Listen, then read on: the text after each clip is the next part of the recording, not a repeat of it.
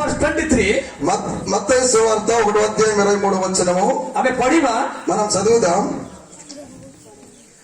మత్తయి సువార్త 1:23 ଦେଖ ଜଣେ କନ୍ୟା ଗର୍ଭବତୀ ହୋଇ ପୁତ୍ର ପ୍ରସବ କରିବେ ଆଉ ଲୋକେ ତାହାଙ୍କ ନାମ ଇମାନୁଏଲ ଦେବେ। ଏଇ ନାମର ଅର୍ଥ ଆମ୍ଭମାନଙ୍କ ସହିତ ଈଶ୍ୱର। ఇదిగో ఒక కన్యక గర్భవతి కుమారుని కనను, ఆయనకు ఇమ్మానుయేలును పేరు పెట్టుదురు. ఇమ్మానుయేలు మాటలకు భాషాంతరమున దేవుడు మనకు తోడు అని అర్థం. So the Almighty God blesses to the scripture person. దేవుడు యొక్క వాక్యమును దీవించును గాక. Brother Jeremiah will pray for my message. Brother Jeremiah గారు వాక్యము చెప్పే ముందు ప్రార్థన చేయాలని ఆశిస్తున్నాను. ప్రార్థన చేసుకుందాం. సకల ఆశీర్వాదం కారణమదిన నా యేసయ్య, ఈ నామకు వందనాలు చెల్లిస్తున్నాము. ఇదిగో తండ్రి, ఈ సమయంలో ఇదిగో తండ్రి నీ యొక్క దైవదాసులు మత్తయి 1:23 ఇదిగో తండ్రి ఈ యొక్క దైవదాసుల ద్వారా ఈ వాక్యాన్ని నీ యొక్క ప్రజలకు అర్థమయ్యేలాగున తన్ను వాడుకోండి. ఇదిగో తండ్రి ఈ వాక్యాన్ని ఆశీర్వాదించండి. వచ్చిన ప్రతి ఒక్క వినికట్లో వాళ్ళ హృదయాల్లో ఉండి మంచి ఆశీర్వాదం అనుగ్రహించింది కోరుతున్నాను. దేవదాసును దీవించండి, ఆశీర్వదించండి. యేసు అతి పరిశుద్ధ నామమున ప్రార్థన చేస్తున్నాను తండ్రి, ఆమేన్. Thank you brother, God bless you. వందనాలు బ్రదర్, మీకు దేవుడు దీవించును గాక. ଆଉ ପୁଣି ଥରେ ମୁଁ ଧନ୍ୟବାଦ ଦିଏ। మరొకసారి మీ అందరికీ వందనాలు తెలియజేస్తున్నాను. ତା ସଙ୍ଗେ ସଙ୍ଗେ ପଞ୍ଚାୟତ ଅଫିସରୁ ଯାହା କିଛି କର୍ମକର୍ତ୍ତା କାର୍ଯ୍ୟକାରୀ ଯେଉଁମାନେ ପୋଜିସନ ଲିଡର ଆସିଛନ୍ତି ସେମାନଙ୍କୁ ବି ନମସ୍କାର ଜଣାଏ, ଧନ୍ୟବାଦ ଦିଏ। అదే విధంగా పంచాయతీ సర్పంచ్ గారు, కొంతమంది రాజకీయ నాయకులు, మన నాయకులు వచ్చారని విన్నాను. వారికి కూడా నేను సుస్వాగతం తెలియజేస్తున్నాను, వందనాలు తెలియజేస్తున్నాను నా తరపున. ସେମାନଙ୍କ ଆଗରେ ଗୋଟେ ମୁଁ ଭାଗ୍ୟବାନ ଅଟେ। వారికి కూడా నేను శుభములు తెలియజేస్తున్నాను. କାହିଁକି ମୁଁ କେବେ ଜାଣିନି କିନ୍ତୁ ଆଜି ଦେଖୁଛି। నేను ఎప్పుడు ఇలాంటి సభల్లో చూడలేదు, ఈ రోజు మీ అందరికి చూడటం చాలా సంతోషం. ଆଉ ଯାହା ବି ହଉ ବାକ୍ୟ ସମୟକୁ ଯିବା। ఏదేమైనప్పటికీ క్లుప్తంగా దేవుని మాటలో మనం ధ్యానం చేస్తాం. ଆଜିର ବାକ୍ୟ ହେଲା ଇମାନୁଏଲ। ఈ దినం వాక్యం యొక్క సందేశం ఏంటంటే ఇమ్మానుయేల్. ଇମାନୁଏଲ ମାନେ ଆମ୍ଭ ମାନଙ୍କ ସହିତ ଈଶ୍ୱର। ఇమ్మానుయేల్ అనగా దేవుడు మనకు తోడు. ଏଇ పుస్తକ ଲେଖିଛନ୍ତି ମାଥିଓ। ఈ యొక్క పుస్తకం మత్తయి గారు రాస్తున్నారు. ଆକ୍ଚୁଆଲି ଆଉ ଯେଉଁ ଜାଗାରେ ବାଇବଲ ମାନଙ୍କର ଆଉ ଲେଖକ ମାନେ ଲେଖୁଥିଲେ ସେଇ ସମୟରେ ଆଉ ମାର୍କ ସୁସମାଚାର ଲିଖିତ ମାର୍କ ଅତି ଶୀଘ୍ର ଶେଷ କଲେ। బైబిల్ గ్రంథం నూతన నిబంధన గ్రంథం రాసినప్పుడు గ్రంథకర్తలందరూ అక్కడక్కడ ఉండి ఆయా ప్రాంతాల్లో రాసినప్పుడు మొట్టమొదటిసారిగా నూతన నిబంధన గ్రంథాన్ని ముగించిన గ్రంథకర్త ఎవరంటే మార్క్ గారు. సో యాక్చువల్లీ ଯେତେବେଳେ ସେମାନେ ଲେଖୁଥିଲେ, ఎప్పుడైతే వారు గ్రంథం రాస్తూ ఉన్నారు పరిశుద్ధాత్మ దేవుని ప్రేరేపణతో, పవిత్ర ఆత్మ ద్వారా ସେମାନେ ଲେଖୁଥିଲେ, పరిశుద్ధాత్మ ద్వారా ఎప్పుడైతే రాస్తున్నారో మార్కు గారు ଅତି ଶୀଘ୍ର ସେ ସମାପ୍ତ କଲା। అతి తొందరగా ఆయన తన పుస్తకాన్ని ముగించాడు రాయడం. କିନ୍ତୁ ବାଇବଲର ଧାରାବାହିକ ଅନୁସାରେ ମାଥିଓ ଆଉ పుస్తకଟା ପ୍ରଥମ ରହିବା ପାଇଁ ବୋଲିକି ସେଠି ଧାରଣା କରାଯାଇଥିଲା। బైబిల్ గ్రంథంలో వరుసగా పేర్చినప్పుడు మత్తయి సువార్త మొదట ఉండాలని మొదలు పెట్టారు. କିନ୍ତୁ ମାଥିଓ ଆରମ୍ଭ କରିନଥିଲା। మత్తయి గారు మొదట రాసి ముగించలేదు. କାହିଁକି ଆରମ୍ଭ କରିନଥିଲା? ఎందుకు ప్రారంభించలేదు ఆయన మొదట? ମାଥିଓ ଲେଖା ଷ୍ଟାର୍ଟ କରିନଥିଲା। మత్తయి గారు తొందరగా రాసి ముగించుకోలేదు. ఆయన ମାଥିଓ ଜଣେ କରଗ୍ରାହୀ ଅଟେ। మత్తయి గారు ఆయన ఒక ట్యాక్స్ కలెక్టర్, పన్నులు వసూలు చేసేటటువంటి వాడు. ସେ ପଇସା କଳନ୍ତରକୁ ଦେଇକି ସେ ଆଦାୟ କରୁଥାଏ। ఆ డబ్బులు వడ్డీకిచ్చి ఆదాయాన్ని సంపాదించినటువంటి వ్యక్తి. ସେଇ ସମୟରେ ସେ ତା ଅଫିସରେ ବସିଛି। ఆ సమయంలో ఆయన ట్యాక్స్ కలెక్టర్ ఆఫీసులో ఆయన కూర్చొని ఉన్నాడు. ଅନେକ ଲୋକଙ୍କୁ ସେ ଋଣ ଦେଇଛି, అనేకులకు అప్పించాడు. ଅନେକ ଲୋକଙ୍କୁ ସେ ଆଉ ఇంట్రెస్ట్ పైసా ଦେଇଛି, అనేకులకు వడ్డీకు డబ్బులు ఇచ్చాడు.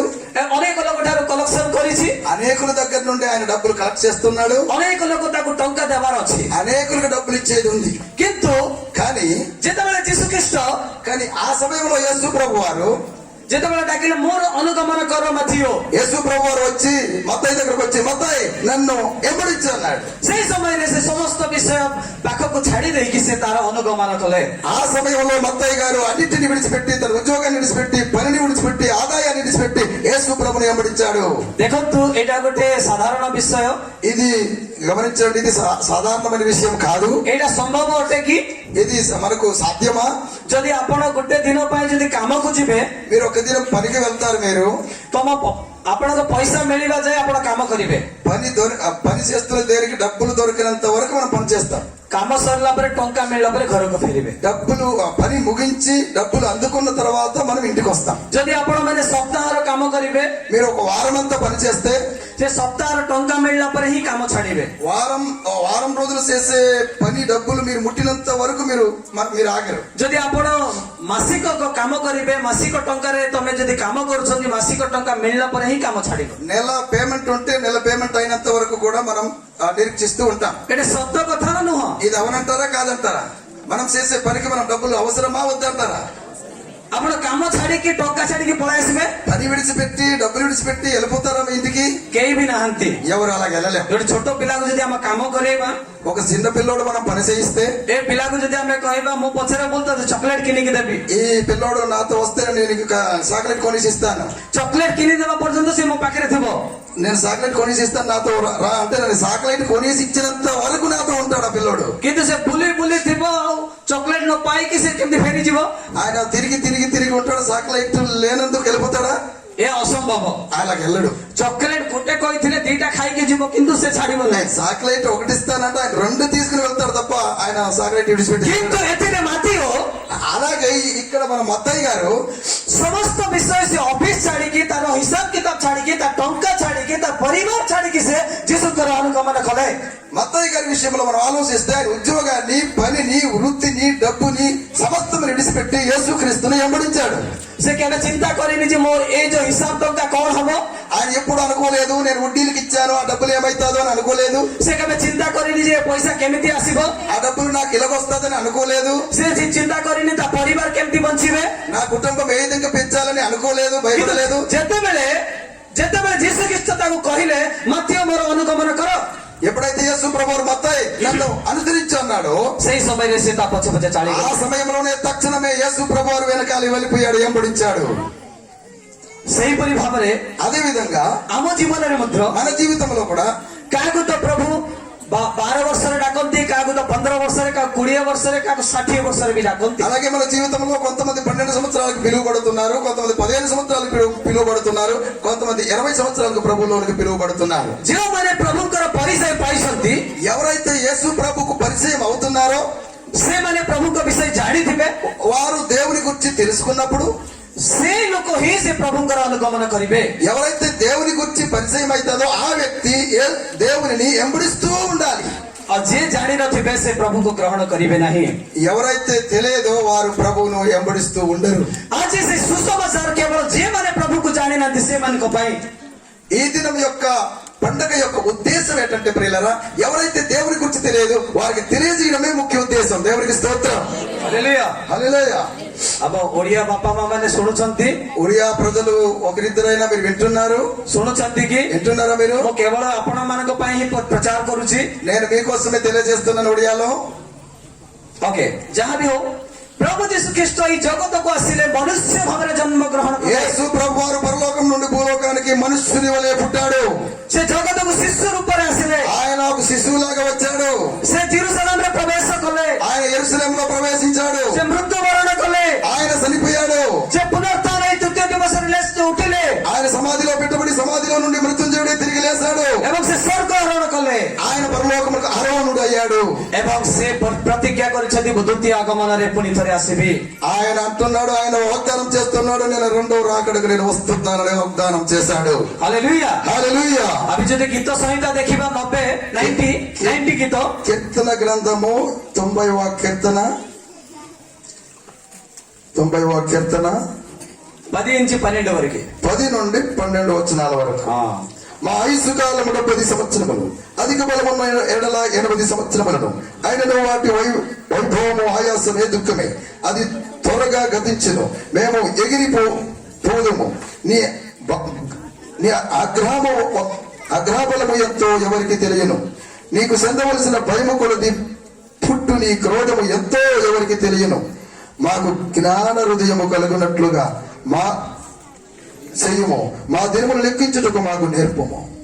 సో ଏଇଠାରେ ଲେଖା ଅଛି, ఎక్కడ రాయబడి ఉన్నది, ଆଉ ଆମର ବୟସ మన యొక్క ఆయుస్సు కాలము 70 କିମ୍ବା 80, 70 సంవత్సరములు, అధిక బలం అంటే 80 సంవత్సరాలు. సో ଆମେ ଗର୍ବ କରିବାର ଉଚିତ ନୁହଁ।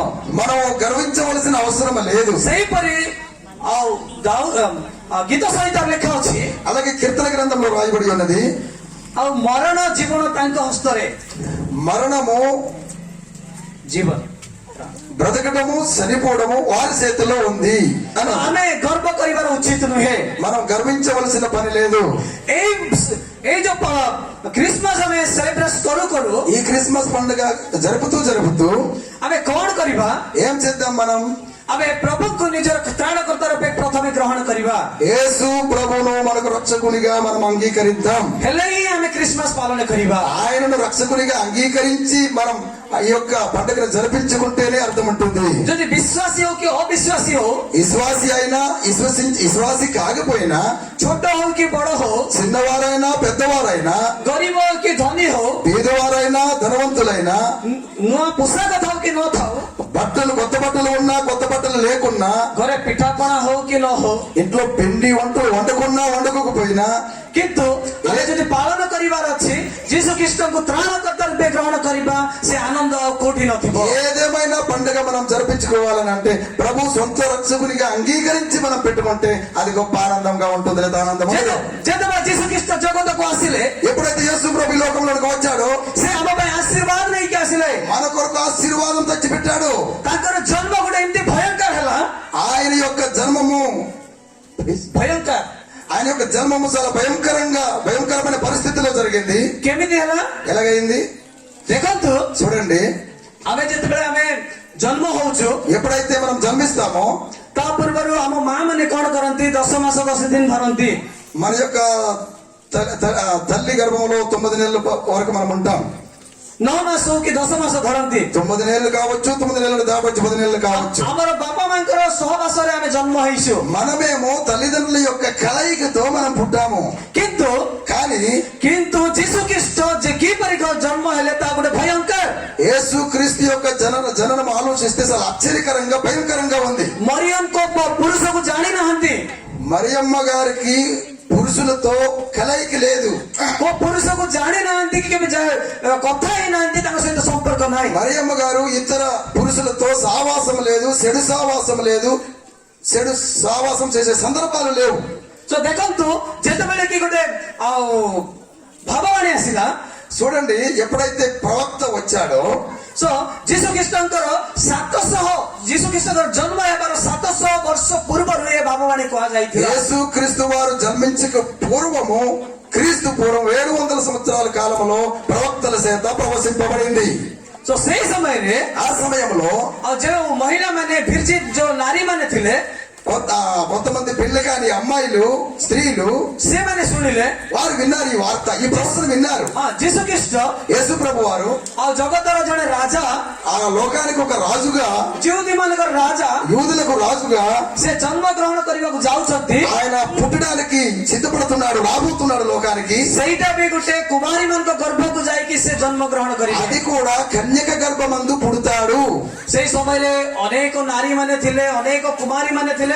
ఎప్పుడైతే పుడతాడు అని విన్నారు, ఆ సమయంలో చాలా మంది పెళ్లి కాని అమ్మాయిలు, కన్యకలు ఉన్నారు. ସେମାନେ ସମସ୍ତେ ପ୍ରାର୍ଥନା କରିବାକୁ ଆରମ୍ଭ କଲେ। చాలా మంది పెళ్లి కాని అమ్మాయిలు ప్రార్థన చేస్తూ సిద్ధపడుతూ ఉన్నారు. ସମସ୍ତେ ପ୍ରାର୍ଥନା କରି ସେମାନେ ପ୍ରସ୍ତୁତ ହେଲେ।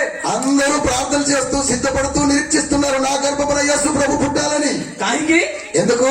రాజా జన్మ గ్రహణ କରିବାକୁ ଯାଉଛନ୍ତି। రాజుగారు మా గర్భంలో పుట్టబోతున్నాడని ప్రవచనం విన్నారు. పుట్టబోతున్నాడని విన్నందుకు మా గర్భమున పుట్టాలని కన్యకలు నిరీక్షిస్తూ ఉండేవారు చాలా మంది. ପାଷ୍ଟର ଆଜ୍ଞା, ଏବେ ଟିକେ ଦେଖିବା ଏ ପିଲାମାନଙ୍କୁ। మాస్టర్ గారు, ఈ పిల్లలకు మనం చూద్దాం ఒకసారి. ଏ ପିଲାମାନେ, ఈ పిల్లలు, ଏମାନେ ବର୍ତ୍ତମାନ ପାଠ ପଢୁଛନ୍ତି, ఈ పిల్లలు ప్రస్తుతం చదువుతున్నారు. କିନ୍ତୁ ଏମାନଙ୍କ ଭବିଷ୍ୟତ ଏମାନେ ଜାଣି ନାହାନ୍ତି। వీరి యొక్క భవిష్యత్తు వీరికి తెలియదు. ଏମାନଙ୍କ ଭିତରେ ଗୋଟେ କଲେକ୍ଟର ହେଇପାରେ, వీరిలో ఒకరు కలెక్టర్ కావచ్చు, ଏମାନଙ୍କ ଭିତରେ ଗୋଟେ ରାଜା ହେଇପାରେ, వీరి మధ్యలో ఒక రాజు కావచ్చు, ଏମାନଙ୍କ ମଧ୍ୟରେ ଗୋଟେ OS ଅଫିସର ହୋଇପାରେ, వీరి మధ్యలో ఒక సబ్ ఇన్స్పెక్టర్ కావచ్చు. କିନ୍ତୁ ଏମାନେ ଜାଣି ନାହାନ୍ତି। కానీ వీరికి తెలియదు. ଯେତେବେଳେ ବଡ ହେବେ, ఎప్పుడైతే పెద్దవారు అవుతారో, ଯେତେବେଳେ ବଡ ହେଇକି ପାଠ ପଢିବେ, ఎప్పుడైతే చదువుతూ పెద్దగా అవుతారో, ସେତେବେଳେ ସେମାନେ OS ଅଫିସର ହେବେ, ସେତେବେଳେ ସେମାନେ କଲେକ୍ଟର ହେବେ, ସେତେବେଳେ ସେମାନେ ମହାରାଜ ହେବେ।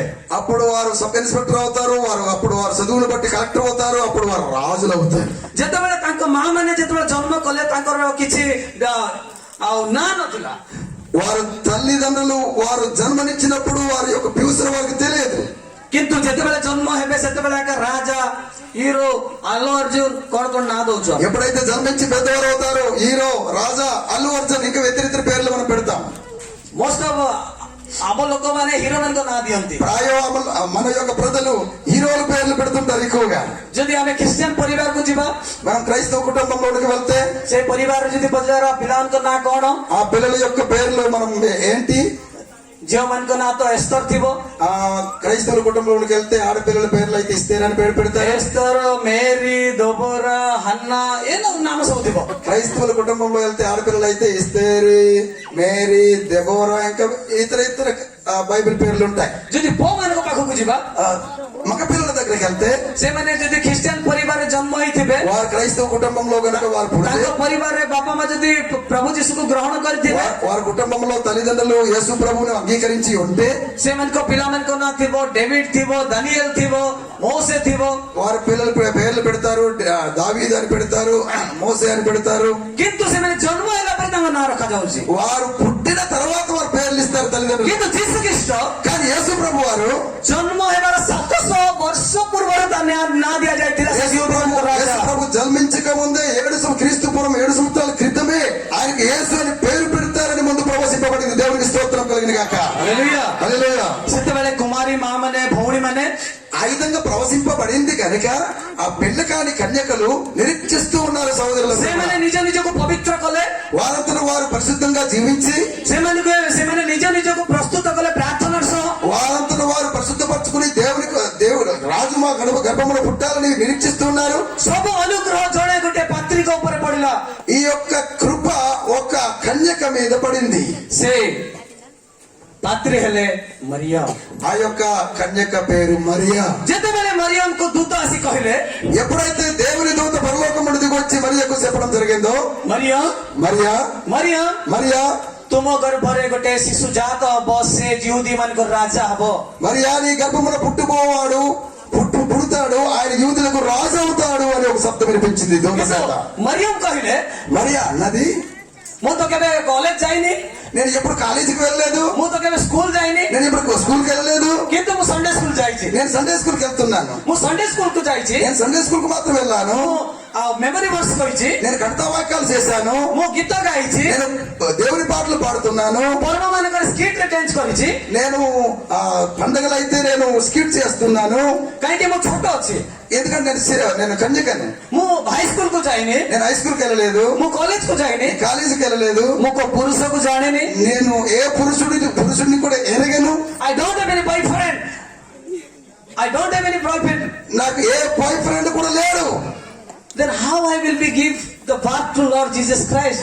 ఇలాగ నేను గర్భం ధరించి నేను బిడ్డను కనాలి అని మరియా. ସେଇ ସମୟରେ ଦୂତ ତାକୁ ଏକ୍ସପ୍ଲେନ କଲେ। ఆ సమయంలో దేవుని దూత క్లారిటీగా స్పష్టంగా ପବିତ୍ର ଆତ୍ମାଙ୍କ କୃତରେ ତମେ ଜନ୍ମ ଦେବ, ସେ ହଉଛନ୍ତି ରାଜା ମାନଙ୍କ ରାଜା, ପ୍ରଭୁ ମାନଙ୍କ ପ୍ରଭୁ, ଯୀଶୁ ଖ୍ରୀଷ୍ଟ ନାମ ଦେବ। అమ్మా మరియా నీవు భయపడవద్దు, నీవు అనుకుంటున్నట్టు కాదు, పరిశుద్ధాత్మ వలన నీవు గర్వం ధరిస్తావు, ఆయన యూదులకు రాజు, ప్రజలందరికీ రాజు అని చెప్పడం జరిగింది. ଆଜିର ବିଷୟ ହେଲା ଇମାନୁଏଲ।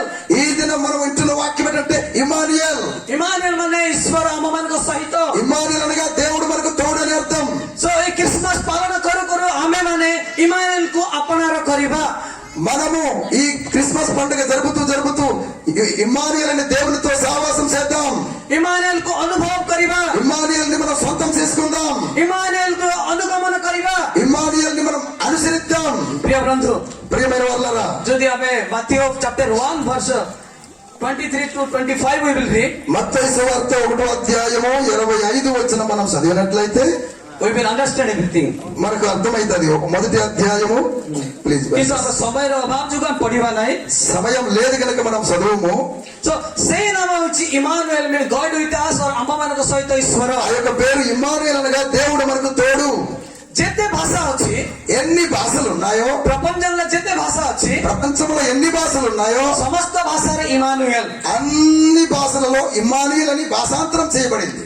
କିନ୍ତୁ ఎందుకంటే లాటిన్ భాషలో లాటిన్ భాషలో నాస్ట్యూర్ నెచ్యూర్ మీన్స్ అనగా ఇమానుయేల్ ఈశ్వర ଆମମାନଙ୍କ ସହିତ ଈଶ୍ୱର దేవుడు మనకు తోడుగా ఉన్న దేవుడని ଆପଣମାନେ ଭାବୁଛନ୍ତି କି మీరు అనుకుంటున్నారా? ଈଶ୍ୱର ଆମମାନଙ୍କ ସହିତ ଥିବେ ବୋଲି దేవుడు మనకు తోడుగా ఉంటాడని మీరు భావిస్తున్నారా? ଭାବୁଛନ୍ତି କି దేవుడు మాకు తోడుగా ఉన్నాడని మీరు అనుకుంటున్నారా? ଯଦି ଭାବୁଛନ୍ତି ଆପଣ మీరు కనుక అనుకుంటే କିଛି ଦିନ ସେ ରହିବେ ବୋଲି ଭାବୁଛନ୍ତି, ఎన్ని రోజులు మాతో దేవుడు తోడుగా ఉంటాడని అనుకుంటున్నారు? କିଛି ମାସ ରହିବେ ବୋଲି ଭାବୁଛନ୍ତି, ఎన్ని నెలలు ఉంటాడు దేవుడు మాకు తోడుగా అనుకుంటున్నారు? କିଛି ସମୟ କିଛି ମାସ କିଛି ବର୍ଷ ରହିବେ ବୋଲି ଆପଣମାନେ ଚିନ୍ତା କରୁଛନ୍ତି। ఎన్ని నెలలు ఎన్ని సంవత్సరాలు దేవుడు మాకు తోడుగా ఉంటాడని మీరు అనుకుంటున్నారు? କିନ୍ତୁ ఏంటంటే ଇମାନୁଏଲ ର ఒరిజిନାଲ ଯଦି ଶବ୍ଦ ଯଦି ଆମେ ଜାଣିବା ତାହେଲେ ସେ ସదా ସର୍ବଦା ଆମ ସହିତ ରହିବେ। ఇమ్మానుయేల్ అనే మాటకు అర్థము బైబిల్లో మనం చూస్తే ఆ యొక్క భాషా పదం యొక్క ఆధ్యాత్మికమైన అర్థం ఏంటంటే సదాకాలం మనతో ఉంటాడు అని అర్థం। ଯଦି ଆପଣମାନେ ଯଦି ମାଥ୍ୟୁ ତାର 28 ଦେଖିବେ, మత్తయి సువార్త 28వ అధ్యాయం చివరి వచనం చూస్తే 24 ର లాస్ట్ పార్ట్ ଲେଖା ଅଛି। 28వ అధ్యాయం 20వ వచనంలో చివరి మాట రాయబడి ఉన్నది, జస్ట్ రీడ్ అవుట్ ఫస్ట్। సదాకాలం మీతో కూడా ఉన్నానని వారితో చెప్పాను। ఓకే, ସେଇଟା ଲେଖା ଯାଇଛି ମୁଁ ତୁମ ସହିତ ସଦା ସର୍ବଦା ରହିବି, ଏଇ ପୃଥିବୀର ଯୁଗାନ୍ତ ପର୍ଯ୍ୟନ୍ତ ରହିବି ବୋଲି। నేను మీతో సదాకాలం ఉన్నాను, ఈ యొక్క లోకము యుగాంతం వచ్చినంత వరకు అని అంటున్నాడు ఆయన। ତାଙ୍କର ପ୍ରତିଜ୍ଞା କେବେ వృథా ହୋଇନାହିଁ। ఆయన యొక్క ఆజ్ఞ ఆయన యొక్క మాట ఎప్పుడు కూడా తప్పదు। దేవుడు చెప్పిన ఈ మాట నువ్వు నిరర్థకము కానేరదు। ତାଙ୍କ ପ୍ରତିଜ୍ଞା କେବେ ଫେଲୁର ହେଇନାହିଁ। ఆయన మాట ఎప్పుడు విఫలము కాలేదు। ସେ ଯାହା କିଛି କହିଛନ୍ତି ସେ ଫୁଲଫିଲ୍ କରିଛନ୍ତି, రిజల్ట్ ହେଇଛି ଆଜି ఆయన ఏదైతే చెప్పాడో అది పరిపూర్ణం చేశాడు, పరిపూర్ణం చేసి పరలోకమునికి వెళ్ళాడు। ଅନେକ ଲୋକ କହିଛନ୍ତି ଯୀଶୁ ଖ୍ରୀଷ୍ଟ ଜନ୍ମ ଗ୍ରହଣ କରିବେ, అనేకులు చెబుతున్నారు యేసు ప్రభువు పుడతారు ଏବଂ ସେ ଜଗତରେ ବାସ କରିବେ, ఈ లోకంలో జీవిస్తాడు, ଜଗତରେ ସେ ସୁସମାଚାର ଆଉ ପ୍ରଚାର କରିବେ, లోకంలో సువార్త ప్రకటిస్తాడు। ଅନେକ ଲୋକ ତାକୁ କଷ୍ଟ ଦୁଃଖ ଦେଇକି ହତ୍ୟା କରିକି ସେ କୃଷରେ ହତ କରିବେ। They will be beat even, they will be crucified in the cross. అనేక సార్లు మనం ఏం చేస్తా ఉంటామనంటే యేసు ప్రభువును మనం గాయపరుస్తుంటాం, ఆయన ఇబ్బంది పెడుతుంటాం, మరలా సిలువను బాటముగా మనం ఎక్కిస్తున్నాము। ତାପରେ ଲୋକମାନେ ଏହିପରି ଭାବବାଣୀ କହିଛନ୍ତି ସେ ତାକୁ କବର ଦିଆଯିବ, କବର ଗଲା ପରେ 3 ଦିନ ପରେ ସେ ପୁଣି ପୁନରୁତ୍ଥାନ ହେବେ। ఆయన చనిపోతాడు, ప్రవక్తలు చెప్పారు ఆయన పుడతాడు, ఆయన చనిపోతాడు, సిలువలో మరణిస్తాడు, సమాధిలో పెట్టబడతాడు, సమాధిలో నుండి తిరిగి లేపబడతాడని ప్రవక్తలు చెప్పారు। ప్రియమైన బంధువుମାନେ, ప్రియమైన సహోదరి సహోదరులారా, ସେ ଯେତେ ସେ ପ୍ରମିଶ କରିଛି, ఆయన ఎంతైతే ఎన్ని ప్రవచనాలు అయితే ప్రవశింపబడింది ఆయన గురించి ସମସ୍ତ ପ୍ରତିଜ୍ଞାର ସଫଳ ହୋଇଛି, అన్ని వాగ్దానములు కూడా నెరవేరాయి। ସମସ୍ତ ପ୍ରତିଜ୍ଞାର ସଫଳ ହେଇଛି। దేవుడు చెప్పిన ప్రతి మాట నిరర్థకము కానేరలేదు। ଯଦି ଆମେମାନେ ଯଦି ଯୋହନ ସୁవాର୍ତା యోహాను సువార్త మనం చూసినట్లయితే ఫస్ట్ 12 verse 1వ అధ్యాయం 12వ వచనము, 1వ అధ్యాయం 12వ వచనము, ఓకే చదువుతున్నాను। తన్నెందరూ అంగీకరించిన వారందరికీ అనగా తన నామమునందు విశ్వాసం వచ్చిన వారికి దేవుని పిల్లలకు ఆయన అధికారం అనుగ్రహించెను। ଦେଖନ୍ତୁ, ଯେତେ ଲୋକ ତାହାକୁ ଗ୍ରହଣ କଲେ, ଯେଉଁମାନେ ତାହାକୁ ବିଶ୍ୱାସ କଲେ, తన్నెందరూ అంగీకరించిన వారందరికీ అనగా విశ్వాసం వచ్చిన వారికి ସେ ସମସ୍ତଙ୍କୁ ଈଶ୍ୱରଙ୍କ ସନ୍ତାନ ହେବା ପାଇଁ ଅଧିକାର ଦେଲେ। వారు దేవుని పిల్లలకు అధికారము ఇవ్వబడింది। ଦେଖନ୍ତୁ, చూడండి, ଯଦି ଆମେମାନେ ଯଦି ରାଜା ମାନଙ୍କର ଯଦି ପିଲାମାନେ ହେଇଥିବା, మనం రాజుగారు పిల్లలమైతే ଆମେମାନେ ବି ଗୋଟେ ରାଜା ହେଇଥିବା, మనం కూడా రాజులం అవుతాం। ସେ ଟାଇଟଲ ଟା କଣ ହବ, ତାଙ୍କ ଜେନେରେସନ କୁ ଆସିଯିବ। ఆ యొక్క బిరుదు వారి పిల్లలకు వస్తుంది। ଯଦି ଜଣେ ଧନବନ୍ତ ମାନେ ଧନୀ ଲୋକ ଅଛି, ఒక ధనవంతుడు ఉన్నాడంటే ତାକୁ ଆମେ କଣ ବୋଲୁଛୁ, ଗୋଟେ ରିଚ୍ ମ୍ୟାନ କହୁଛୁ। ఒక ధనవంతుడు అని మనం అంటాము। ଏବେ ଆମ ଗାଁ ପଟ ଯଦି କହନ୍ତି ଗମାଙ୍ଗ ଲୋକକୁ, ମାନେ పైసా ଯାହାର ଅଧିକ ଅଛି ତାକୁ గమాంగ କହ। మా ఏరియాలో అంటారు గొమాంగో అని, అంటే డబ్బులు ఉన్న వారిని గొమాంగో అని అంటాం ఒడియాలో। ଆପଣ ମାନେ କଣ କହନ୍ତି ମୁଁ ଜାଣିନି। మీరు ధనవంతులకు ఏమంటారు మీ భాషలో? ଯଦି గొమాంగనా గమాంగమర్ అంటాం। ଯଦି ହାଇଦ୍ରାବାଦ ଯଦି ଯିବେ ଆପଣ రెడ్డిస్ କହିବେ। హైదరాబాద్ సైడ్ వెళ్తే బాగా డబ్బు ఉన్నవారిని రెడ్డిస్ అంటారు। ଯାହା ପାଖରେ ପଇସା ଅଛି ସେ రెడ్డిస్। ఎవరైతే డబ్బులు ఉంటుందో వారు వేరే కేస్ట్ అయినా రెడ్డి గారు అంటారు అట। ତାର ଟାଇଟଲ ରେଡି ଥାଉ, ଗୌଡ଼ ଥାଉ, କଣ ବି ଥାଉ, వారి ପଇସା ଅଛି ମାନେ రెଡିସ୍। వారు ఏ జాతిలో ఉన్నా ఏ బిరుదున్నా డబ్బులు ఉన్నాయంటే రెడ్డి గారు అంటారట. ସେଇପରି ଭାବରେ అదే విధంగా ଆଜି ଯୀଶୁ ଖ୍ରୀଷ୍ଟ ସେ ରାଜା ମାନଙ୍କର ରାଜା, ଜିହୁଦୀ ମାନଙ୍କର ରାଜା, ଆଜି ଯଦି ସେ ଆମ ମାନଙ୍କୁ ଯଦି ଅଧିକାର ଦିଅନ୍ତି ପୁତ୍ର ସନ୍ତାନ କରିବା ପାଇଁ, ତାହେଲେ ଆମେ ମାନେ ମଧ୍ୟ ଗୋଟେ ଗୋଟେ రాజా ଅଟୁ. ఆయన అదే విధంగా మన యేసు ప్రభువుని అంగీకరించిన నీవు నేను మనం అందరం కూడా ఆయన యూదులకు రాజు, ప్రపంచంలో ఉన్న ప్రజలకు రాజు, ప్రపంచంలో ఉన్న ప్రజలకు రాజు గారి పిల్లలంగా మనం ఈ దినం పేరుదియబడ్డాం. దేవుని స్తోత్రం కలిగిన గాక. ହାଲେଲୁୟା. హల్లెలూయా. ସେ ଖାଲିରେ କେବେ ହେଲେ రాజా ବୋଲି ନାଁ ଦେବେ ନାହିଁ. పొరపాటున ఖాళీగా ఉంటే రాజు అని పేరు ఇవ్వరు. ତାକୁ ଯଦି ତମେ ଗ୍ରହଣ କରିବ, మీరు ఆయనను మీరు నిజంగా అంగీకరిస్తే గనక କଣ ବୋଲି ଗ୍ରହଣ କରିବ? ఏమని అంగీకరించాలి? ନିଜର ତ୍ରାଣକର୍ତ୍ତା ରୂପେ, నా సొంత రక్షకుడు అని అంగీకరించాలి. ନିଜର ତ୍ରାଣକର୍ତ୍ତା ରୂପେ ଯଦି ଗ୍ରହଣ କରିବ, నా సొంత రక్షకుడు అని మీరు భావించి అంగీకరిస్తే ହେଲେ ତାହେଲେ ତମେ ରାଜା ପଦ ପାଇବ. అప్పుడు మీరు రాజుగారి పిల్లలు అవుతారు. దేవునికి స్తోత్రం. ଯଦି ତାଙ୍କୁ ତମେ ବିଶ୍ୱାସ କରିବ, మీరు కనుక విశ్వసిస్తే ସେ ମୋର ହୃଦୟର ରାଜା, ମୋ ଜୀବନର ରାଜା ବୋଲି ବିଶ୍ୱାସ କରୁଛ, నా హృదయంలో యేసు, నా బ్రతుకులో యేసు అని మీరు అంగీకరిస్తే ତାହେଲେ ସେ ରାଜା ପଦବୀ ତୁମକୁ ପାଇପାର. ఆ రాజుగారు అనే పదం మీకు కూడా వర్తిస్తుంది. ପ୍ରିୟ ମୋର ବନ୍ଧୁଗଣ ମାନେ, ప్రియమైన నా బంధుమిత్రులారా, ଆଉ ଯଦି ଆମେ ବୁଝିବାକୁ ଯିବା ଜୋସେଫ ଆଉ ମରିୟମଙ୍କ ବିଷୟରେ, మనం ఒకటి చూద్దాం యోసేపు మరియల గురించి. କେମିତି ଜୋସେଫ ମରିୟମଙ୍କ ମଧ୍ୟକୁ ଇମାନୁଏଲ ଆସିଲେ. మరియా యోసేపుల మధ్యలోనికి వారి జీవితంలోనికి ఇమ్మానుయేలు ఎలాగొచ్చాడు? ମରିୟମ ଜୋସେଫଙ୍କର ନିର୍ବନ୍ଧ ହେଇଥିଲା, మరియా గారికి జోసెఫ్ గారికి ప్రదానం చేయబడింది, ମାନେ ఎంగేజ్మెంట్ ହେଇଥିଲା. ఎంగేజ్మెంట్ అయింది. ఎంగేజ్మెంట్ ମାନେ ଆମ ପରି ఎంగేజ్మెంట్ ନୁହଁ. ఆ ప్రదానం అంటే మనం చేసుకున్న ప్రదానంలా కాదు. ଆଜିର ଯୁଗରେ ఈ రోజులలో କେରଳରେ కేరళలో ଏ ସପ୍ତାହରେ ఎంగేజ్మెంట్, ଆର సప్ତାహରେ ବାହାଘର. ఈ వారంలో ఈ వీక్ లో ప్రధానం అయితే వచ్చే వారంలో పెళ్లి చేసేస్తారు. ଆଜି ଯଦି 1 ତାରିଖ, ఈ రోజు 1వ తారీఖు అనుకోండి, ଆଜି ଯଦି ఎంగేజ్మెంଟ ହେଲା 3 ତାରିଖରେ ବାହା ବି ହଉଛି. ఈ రోజు ప్రధానం అయిపోతే 3వ తారీఖులో పెళ్లి అయిపోతుంది. ମାନେ ପ୍ରି ପ୍ଲାନ୍ ଥାଉଛି ତାଙ୍କ వారు ఒక ప్రణాళిక ఉంటుంది. ଦେଖନ୍ତୁ, ଗୋଟେ ବିଷୟ କହନ୍ତି, చూడండి ఒక విషయం చెప్తాను. ଯାହା ପାଖରେ ଟଙ୍କା ଅଛି ఎవరి దగ్గర అయితే డబ్బులు ఉంటుందో ସେ କଣ ବି କିଛି ବି କରିପାରିବ. వారు ఏదైనా చేయగలరు. డబ్బు ఉన్నవారు କେତେବେଳେ କେତେବେଳେ ଲୋକମାନେ କହନ୍ତି, ତୋ ପାଖରେ ଯଦି ଆଜି ପଇସା ଅଛି ତୁ ପାଣ୍ଡିକା କରିପାରିବୁ. కొంతమంది అంటారు, నీ దగ్గర డబ్బులు ఉంది, పండుగ చేసుకుంటున్నావు. ପାଣ୍ଡିକା ଏମିତି ଡେଟ୍ ରେ ଆସିଲେ, ଏମିତି ସମୟରେ ଆସିଲେ ପାଣ୍ଡିକା ନାହିଁ. ଯାହା ପାଖରେ ଟଙ୍କା ଅଛି ସବୁଦିନ ବି ପାଣ୍ଡିକା କରିପାରିବ. డేట్ వస్తేనే పండుగ కాదు, డబ్బులు ఉన్న వాళ్ళందరికీ రోజు పండుగ అంటున్నారు అయ్య గారు. ପାଣ୍ଡିକା ମାନେ କଣ? పండుగ అంటే ఏంటి? ପିଇବାର, ବିରିୟାନୀ ଖାଇବାର, తాగడం, ସେ ପାଣ୍ଡିକା ଅଲଗା. తాగడం, బిర్యానీ తినడం, ସେ ପାଣ୍ଡିକା ଅଲଗା. I don't want to suggest you, I don't want to encourage you. అది పండగ అంటారు. నేను మీకు ప్రోత్సాహపరచడానికి నేను చెప్పడం లేదు, దయచేసి నేను అర్థం చేసుకోండి. ସେ ପାଣ୍ଡିକା ହେଲା ఆ పండగ అవుతుంది. ତମେ ପିଇବ, ଖାଇବ, ଯିବ, ସିଧା ନରକକୁ ଯିବ. ఆ పండుగ చేస్తే తాగుతారు, పొలుగుతారు, తాగుతారు, ఉంటారు, తిన్నగా నరకానికి వెళ్తారు. ତମ ପାଇଁ ଆଉ କିଛି ଆଉ ରାସ୍ତା ନାହିଁ. మీకోసం మరొక మార్గం లేదు మీకు. పాండిగా ମାନେ అది మీకు కాదు, మీకే కాదు. ఓకే, సారీ, ఓకే, మీకే కాదు, మీకు కాదు. I don't want to encourage you. నేను మీకు ఆ విధంగా తాగాలని నేను ప్రోత్సాహపరచడం లేదు సుమా.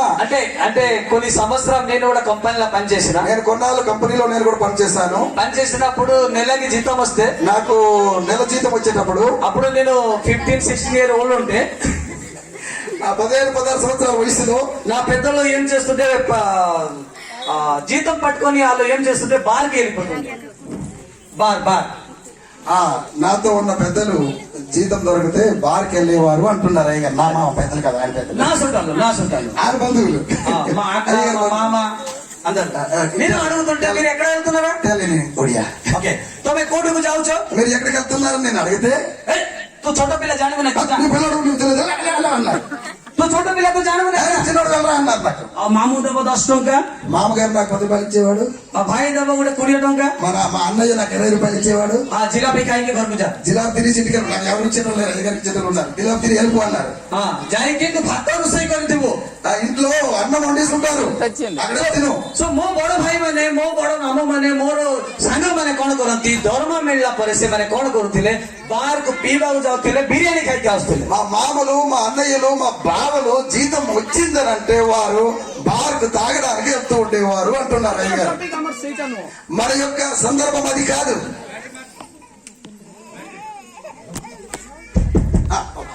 ଆଜିର আজিର ଟପିକ ସେଇଟା ନୁହଁ। ఈ దినము మన యొక్క సందర్భం అది కాదు, మన వాక్యం అది కాదు. ଇମାନୁଏଲ ఇమ్మానుయేలు ମରିୟମ ଆଉ ଜୋସେଫଙ୍କ ଜୀବନକୁ କିପରି ଆସିଲେ?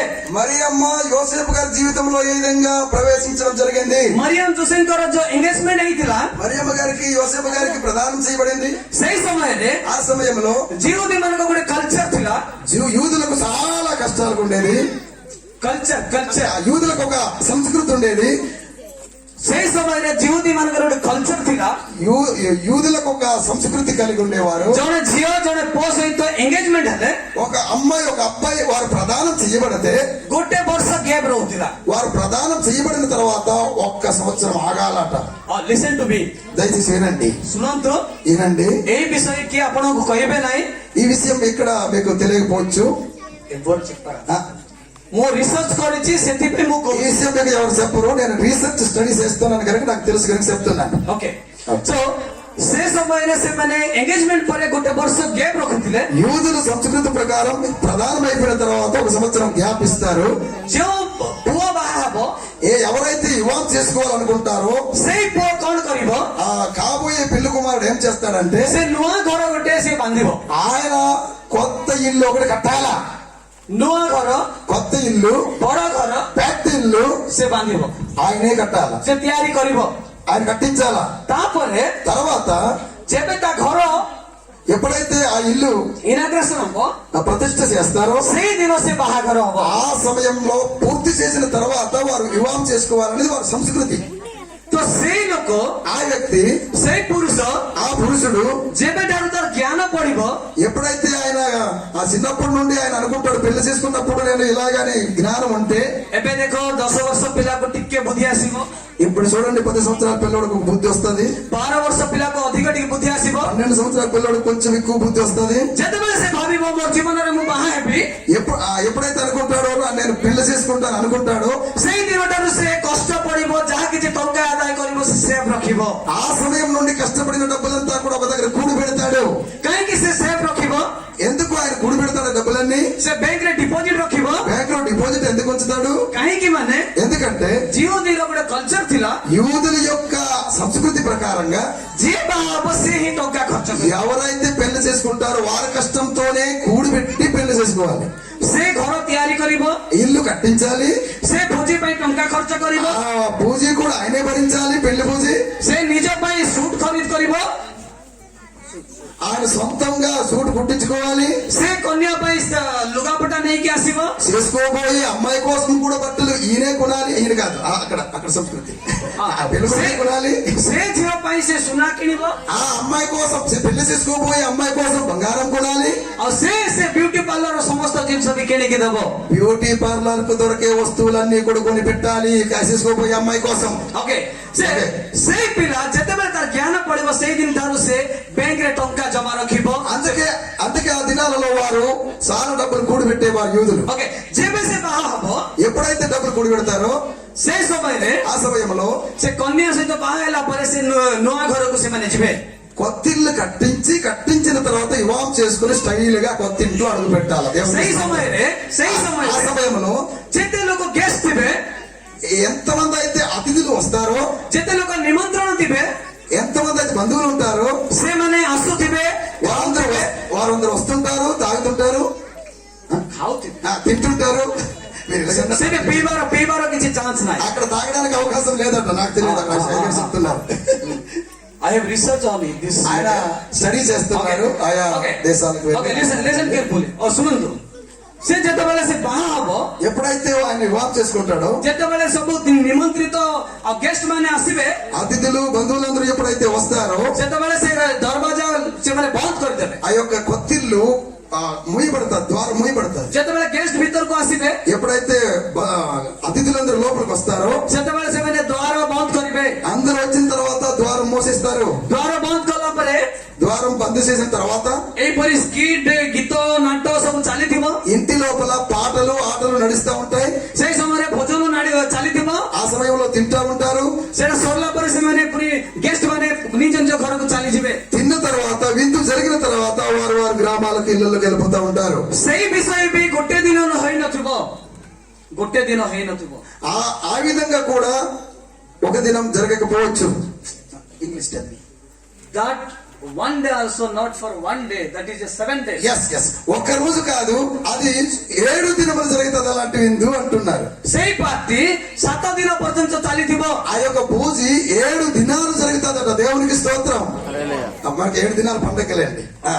7 ଦିନ ଚାଲିଥିବ. ଯେତେ ଗେଷ୍ଟ ଆସୁଥିବେ ସେମାନେ ଖାଉଥିବେ ପୁଣି ଘରକୁ ଫେରୁଥିବେ. ఆ ఇంటిలో విందు 7 రోజులు జరుగుతుందట. బంధువులు వస్తుంటారు, గెస్టులు వస్తుంటారు, తింటుంటారు, వెళ్తుంటారు. 7 దినాలు జరుగుతుందట. ବ୍ରେକଫାଷ୍ଟ ଖାଉଥିବେ ଘରକୁ ଫେରୁଥିବେ. ఉదయం టిఫిన్ తింటుంటారు, ఇంటికి వెళ్తుంటారు. ଲଞ୍ଚ ଖାଉଥିବେ ଘରକୁ ଫେରୁଥିବେ. మధ్యాహ్న భోజనం తింటుంటారు, వెళ్తుంటారు. డిన్నର ଖାଉଥିବେ ଘରକୁ ଫେରୁଥିବେ. రాత్రి భోజనం తింటుంటారు, వెళ్తుంటారు. 7 ଦିନ ପର୍ଯ୍ୟନ୍ତ ଏଇପରି ଗୋଟେ ଭୋଜି ହବ. ఇలాగ 7 దినముల వరకు ఇలాంటి పూజ జరుగుతుందట. ତ କେତେ ଟଙ୍କା ରଖିଥିବ ସେ పిల్లଟା? ఎంత డబ్బు కూడిపెట్టకపోతే అంత భోజి పెట్టాలా యూదుల సాంప్రదాయం ప్రకారం?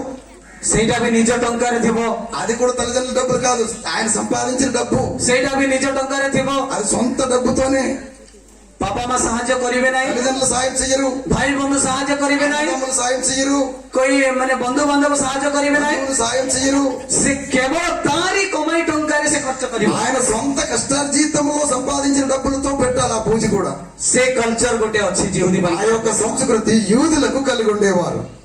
କିନ୍ତୁ ଆମ ଅଞ୍ଚଳରେ ఇలాగ మన యొక్క ప్రాంతాలలో ଗୋଟେ ପୁଅ ଯଦି ଝିଅକୁ ଦେଖିଲା କାଲି ମାନେ ଏଙ୍ଗେଜମେଣ୍ଟ ପରଦିନ, మన ఏరియాలో ఈ రోజు మనం ప్రధానం చూపి అమ్మాయి చూపిస్తే ఎల్లుండి కలిపి పెళ్లి అయిపోయింది. ତାପରେ ସେ ବାହା ହେବା ପାଇଁ ରେଡି ହବ. ବାପା ମା ସବୁ విషୟରେ ସେମାନେ ఏర్పాటు କରିବେ. వారు ఈ అమ్మాయి చూసిన వెంటనే తల్లిదండ్రులు అన్ని విధాలుగా ఏర్పాటు చేస్తారు వస్తువులు ఇవ్వడానికి. ଦେଖନ୍ତୁ କେରଳରେ ବି కేరళలో కూడా చూడండి, ଗୋଟେ కల్చର ଅଛି. ఒక సంస్కృతి ఉంది కేరళలో.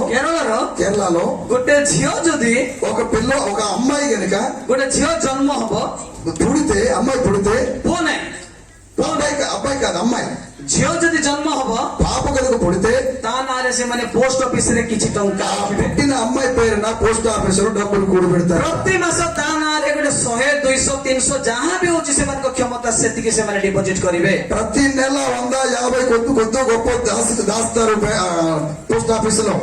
ଯେତେବେଳେ ତାର 25 ବର୍ଷ ହବ ఎప్పుడైతే 25 సంవత్సరాలు అవుతారో ସେତେବେଳେ ତା ଟଙ୍କା ବାହାର କରିବେ. ఆ సమయంలో డబ్బులు బయటికి తీస్తారు. ତାର ପାଠ ବି ସରିବ, చదువు అయిపోతుంది, ସେ ଡିଗ୍ରୀ କରିବ, ତାପରେ ମାଷ୍ଟର ଡିଗ୍ରୀ କରିବ. డిగ్రీ అయిపోతుంది, మాస్టర్ డిగ్రీ అయిపోతుంది. ସରିଲା ପରେ ତାର ବାହାଘର ଯେତେବେଳେ ହେବ ତା ଟଙ୍କାରେ ତାକୁ ବାହା କର. చదువు ముగించిన తర్వాత, అమ్మాయి చదువు ముగించిన తర్వాత ఆమె కోసం దాచిన డబ్బులతో పెళ్లి చేస్తారు. ତା ଟଙ୍କାରେ ତାକୁ ବାହା କଲା ପରେ ତା ଟଙ୍କାରେ ତାର ଯୌତୁକ ଦେବେ, ସୁନା କରିବେ, ଭୋଜି ସବୁ କିଛି ఆ ତା ଟଙ୍କାରେ ହେବ. ఆమె కోసం దాచిన డబ్బులతో బంగారం ఇస్తారు, కట్నాలు ఇస్తారు, కట్న కానుకలు ఇస్తారు. ସେତେବେଳେ କିଛି କଷ୍ଟ ଲାଗିବ ନାହିଁ. కష్టం అనిపించదు. ଦେଖନ୍ତୁ ଏଇ କଲଚରଟା ଆମେ ଦେଖୁଛୁ. చూడండి, మన యొక్క సంస్కృతి చూస్తున్నాం మనం. ଯେତେବେଳେ ଜୋସେଫ ମରିୟମ యూదుల యొక్క సంస్కృతి మనం చూస్తున్నాం. యోసేపు మరియలు ସେମାନେ ବି କଣ କରିଥିଲେ? ନିର୍ବନ୍ଧ ହେଲା ପରେ ସେମାନେ ନିଜ ନିଜ ଘରେ ଥିଲେ. వారిద్దరు ప్రధానమైపోయిన తర్వాత అమ్మాయి ఇంట్లో అమ్మాయి, అబ్బాయి ఇంట్లో అబ్బాయి ఉన్నారు. ସେତେବେଳେ ఆ సమయంలో ଜୋସେଫଙ୍କର ଗାଁ ଲୋକମାନେ, యోసేపు గారి గ్రామస్తులు, ତାଙ୍କ ବନ୍ଧୁମାନେ వారి బంధువులు ମେରୀଙ୍କ ଗାଁକୁ ଗଲେ. మేరీ మరియమ్మ గారు ఊరికి వెళ్ళారు, ଦେଖିଲେ, చూశారు, କଥାବାର୍ତ୍ତା ହେଇଥିବେ. మాట్లాడారు. ସେ ବୋଧେ ଗଲା ପରେ ତାଙ୍କ ବନ୍ଧୁ ମାନଙ୍କୁ ଟିକେ ଟିକେ ଚା ଦେଇଥିବେ. వారు వెళ్ళిన తర్వాత బహుశా టీ కూడా ఇచ్చుంటది మరియమ్మ గారు. ସେତେବେଳେ ସେ ଗର୍ଭବତୀ ଥିଲେ. ఆ సమయంలో గర్భవతిగా ఉండడం చూశారు. ଗର୍ଭବତୀ ଥିଲା ପରେ ସେମାନେ ନିଶ୍ଚୟ ଆସିକି ଜୋସେଫକୁ ଜଣାଇଥିବେ. గర్భవతిగా ఉన్న మరియను చూసి తప్పనిసరిగా వచ్చి ఊరికి యోసేపు గారికి తప్పనిసరిగా తెలియజేసి ఉంటారు. ଜୋସେଫକୁ ଆଣିକି ଜଣାଇଥିବେ. జోసేపు గారు చెప్పుంటారు. ସେତେବେଳେ ଜୋସେଫ କାହାକୁ କିଛି କହିଲେ ନାହିଁ. అప్పుడు జోసేపు గారు అనుకున్నారు, యోసేపు గారు అనుకున్నారు, ఎవరు చెప్పలేదు. ସେ ଗୋପନରେ ତାକୁ ఆయన రహస్యముగా ସେ ମାନେ ଛାଡିବା ପାଇଁ ଚେଷ୍ଟା କରୁଥିଲେ. ఆయన రహస్యంగా మరియను విడిచిపెట్టడానికి ఇష్టపడ్డాడు. ସେଇ ସମୟରେ ఆ సమయంలో ଗୋଟେ ରାତି ସେ ଶୋଇଛି. ఒక రాత్రి ఆయన పడుకుంటున్నాడు యోసేపు. ତାର ମନର ଚିନ୍ତାର ବିଷୟ ପ୍ରଭୁ ଜାଣିଲେ. ఆయన ఆలోచనలో పడుకున్నప్పుడు దేవుడికి తెలుసు యోసేపు ఆలోచన. ସେ ମନରେ ଯାହା କିଛି ଚିନ୍ତା କଲା, యోసేపు మనసులో ఏదైతే ఆలోచిస్తున్నాడో విడిచిపెట్టాలనే ఆలోచన ପରମେଶ୍ୱର ତାହା ଜାଣିଲେ. దేవునికి తెలిసింది. ହଁ ଜୋସେଫ, జోసేపు, ତମେ ଛାଡିବା ପାଇଁ ଚେଷ୍ଟା କରୁଛ, ఆ మరియను విడిచిపెట్టడానికి ఇష్టపడుతున్నావు నువ్వు. ଗୋପନରେ ପରିତ୍ୟାଗ କରିବା ପାଇଁ ଚେଷ୍ଟା କରୁଛ. నువ్వు రహస్యంగా విడిచిపెట్టడానికి నువ్వు ఇష్టపడుతున్నావు నువ్వు. ତାପରେ ଦୂତ ଆସିଲେ. అప్పుడు దూత పంపించడం జరిగింది. ଦୂତ ଆସିଲେ, ଜୋସେଫକୁ ଉଠେଇଲେ. ఆ దూత వచ్చి యోసేపును లేపి, ଜୋସେଫ, యోసేఫ్ ତୁମେ ଯେଉଁ କନ୍ୟାକୁ ବିବାହ କରିବାକୁ ଯାଉଛ నీవు ఏ స్త్రీ అయితే వివాహం చేసుకోవాలనుకుంటున్నావో ସେ ଗର୍ଭବତୀ ଅଛି, ఆమె గర్భము ధరించింది, ତାହା ସତ ఆమెతో ସେ ନାହିଁ କହିବାର ନାହିଁ, ତାହା ସତ। అది కరెక్టే, నిజమే, అది గర్భవతి అయింది। କିନ୍ତୁ కానీ କେଉଁ ପୁରୁଷକୁ ସେ ଜାଣେନି କି କେଉଁ ପୁରୁଷ ସହିତ ତାର ସହବାସ ନାହିଁ। పురుషులతో సంబంధం లేదు, పురుషునితో కూడి లేదు, పురుషునితో ఉండలేదు। ସେ ପବିତ୍ର ଆତ୍ମାଙ୍କ ଦ୍ୱାରା ଗର୍ଭୋତ୍ତର ହେଇଛି। ఆమె పరిశుద్ధాత్మ ద్వారా గర్భవతి అయింది। ତାକୁ ଗ୍ରହଣ କରିବାକୁ ତମେ ମନା କର ନାହିଁ। ఆమెను చేర్చుకోవడానికి నీవు సందేహించొద్దు।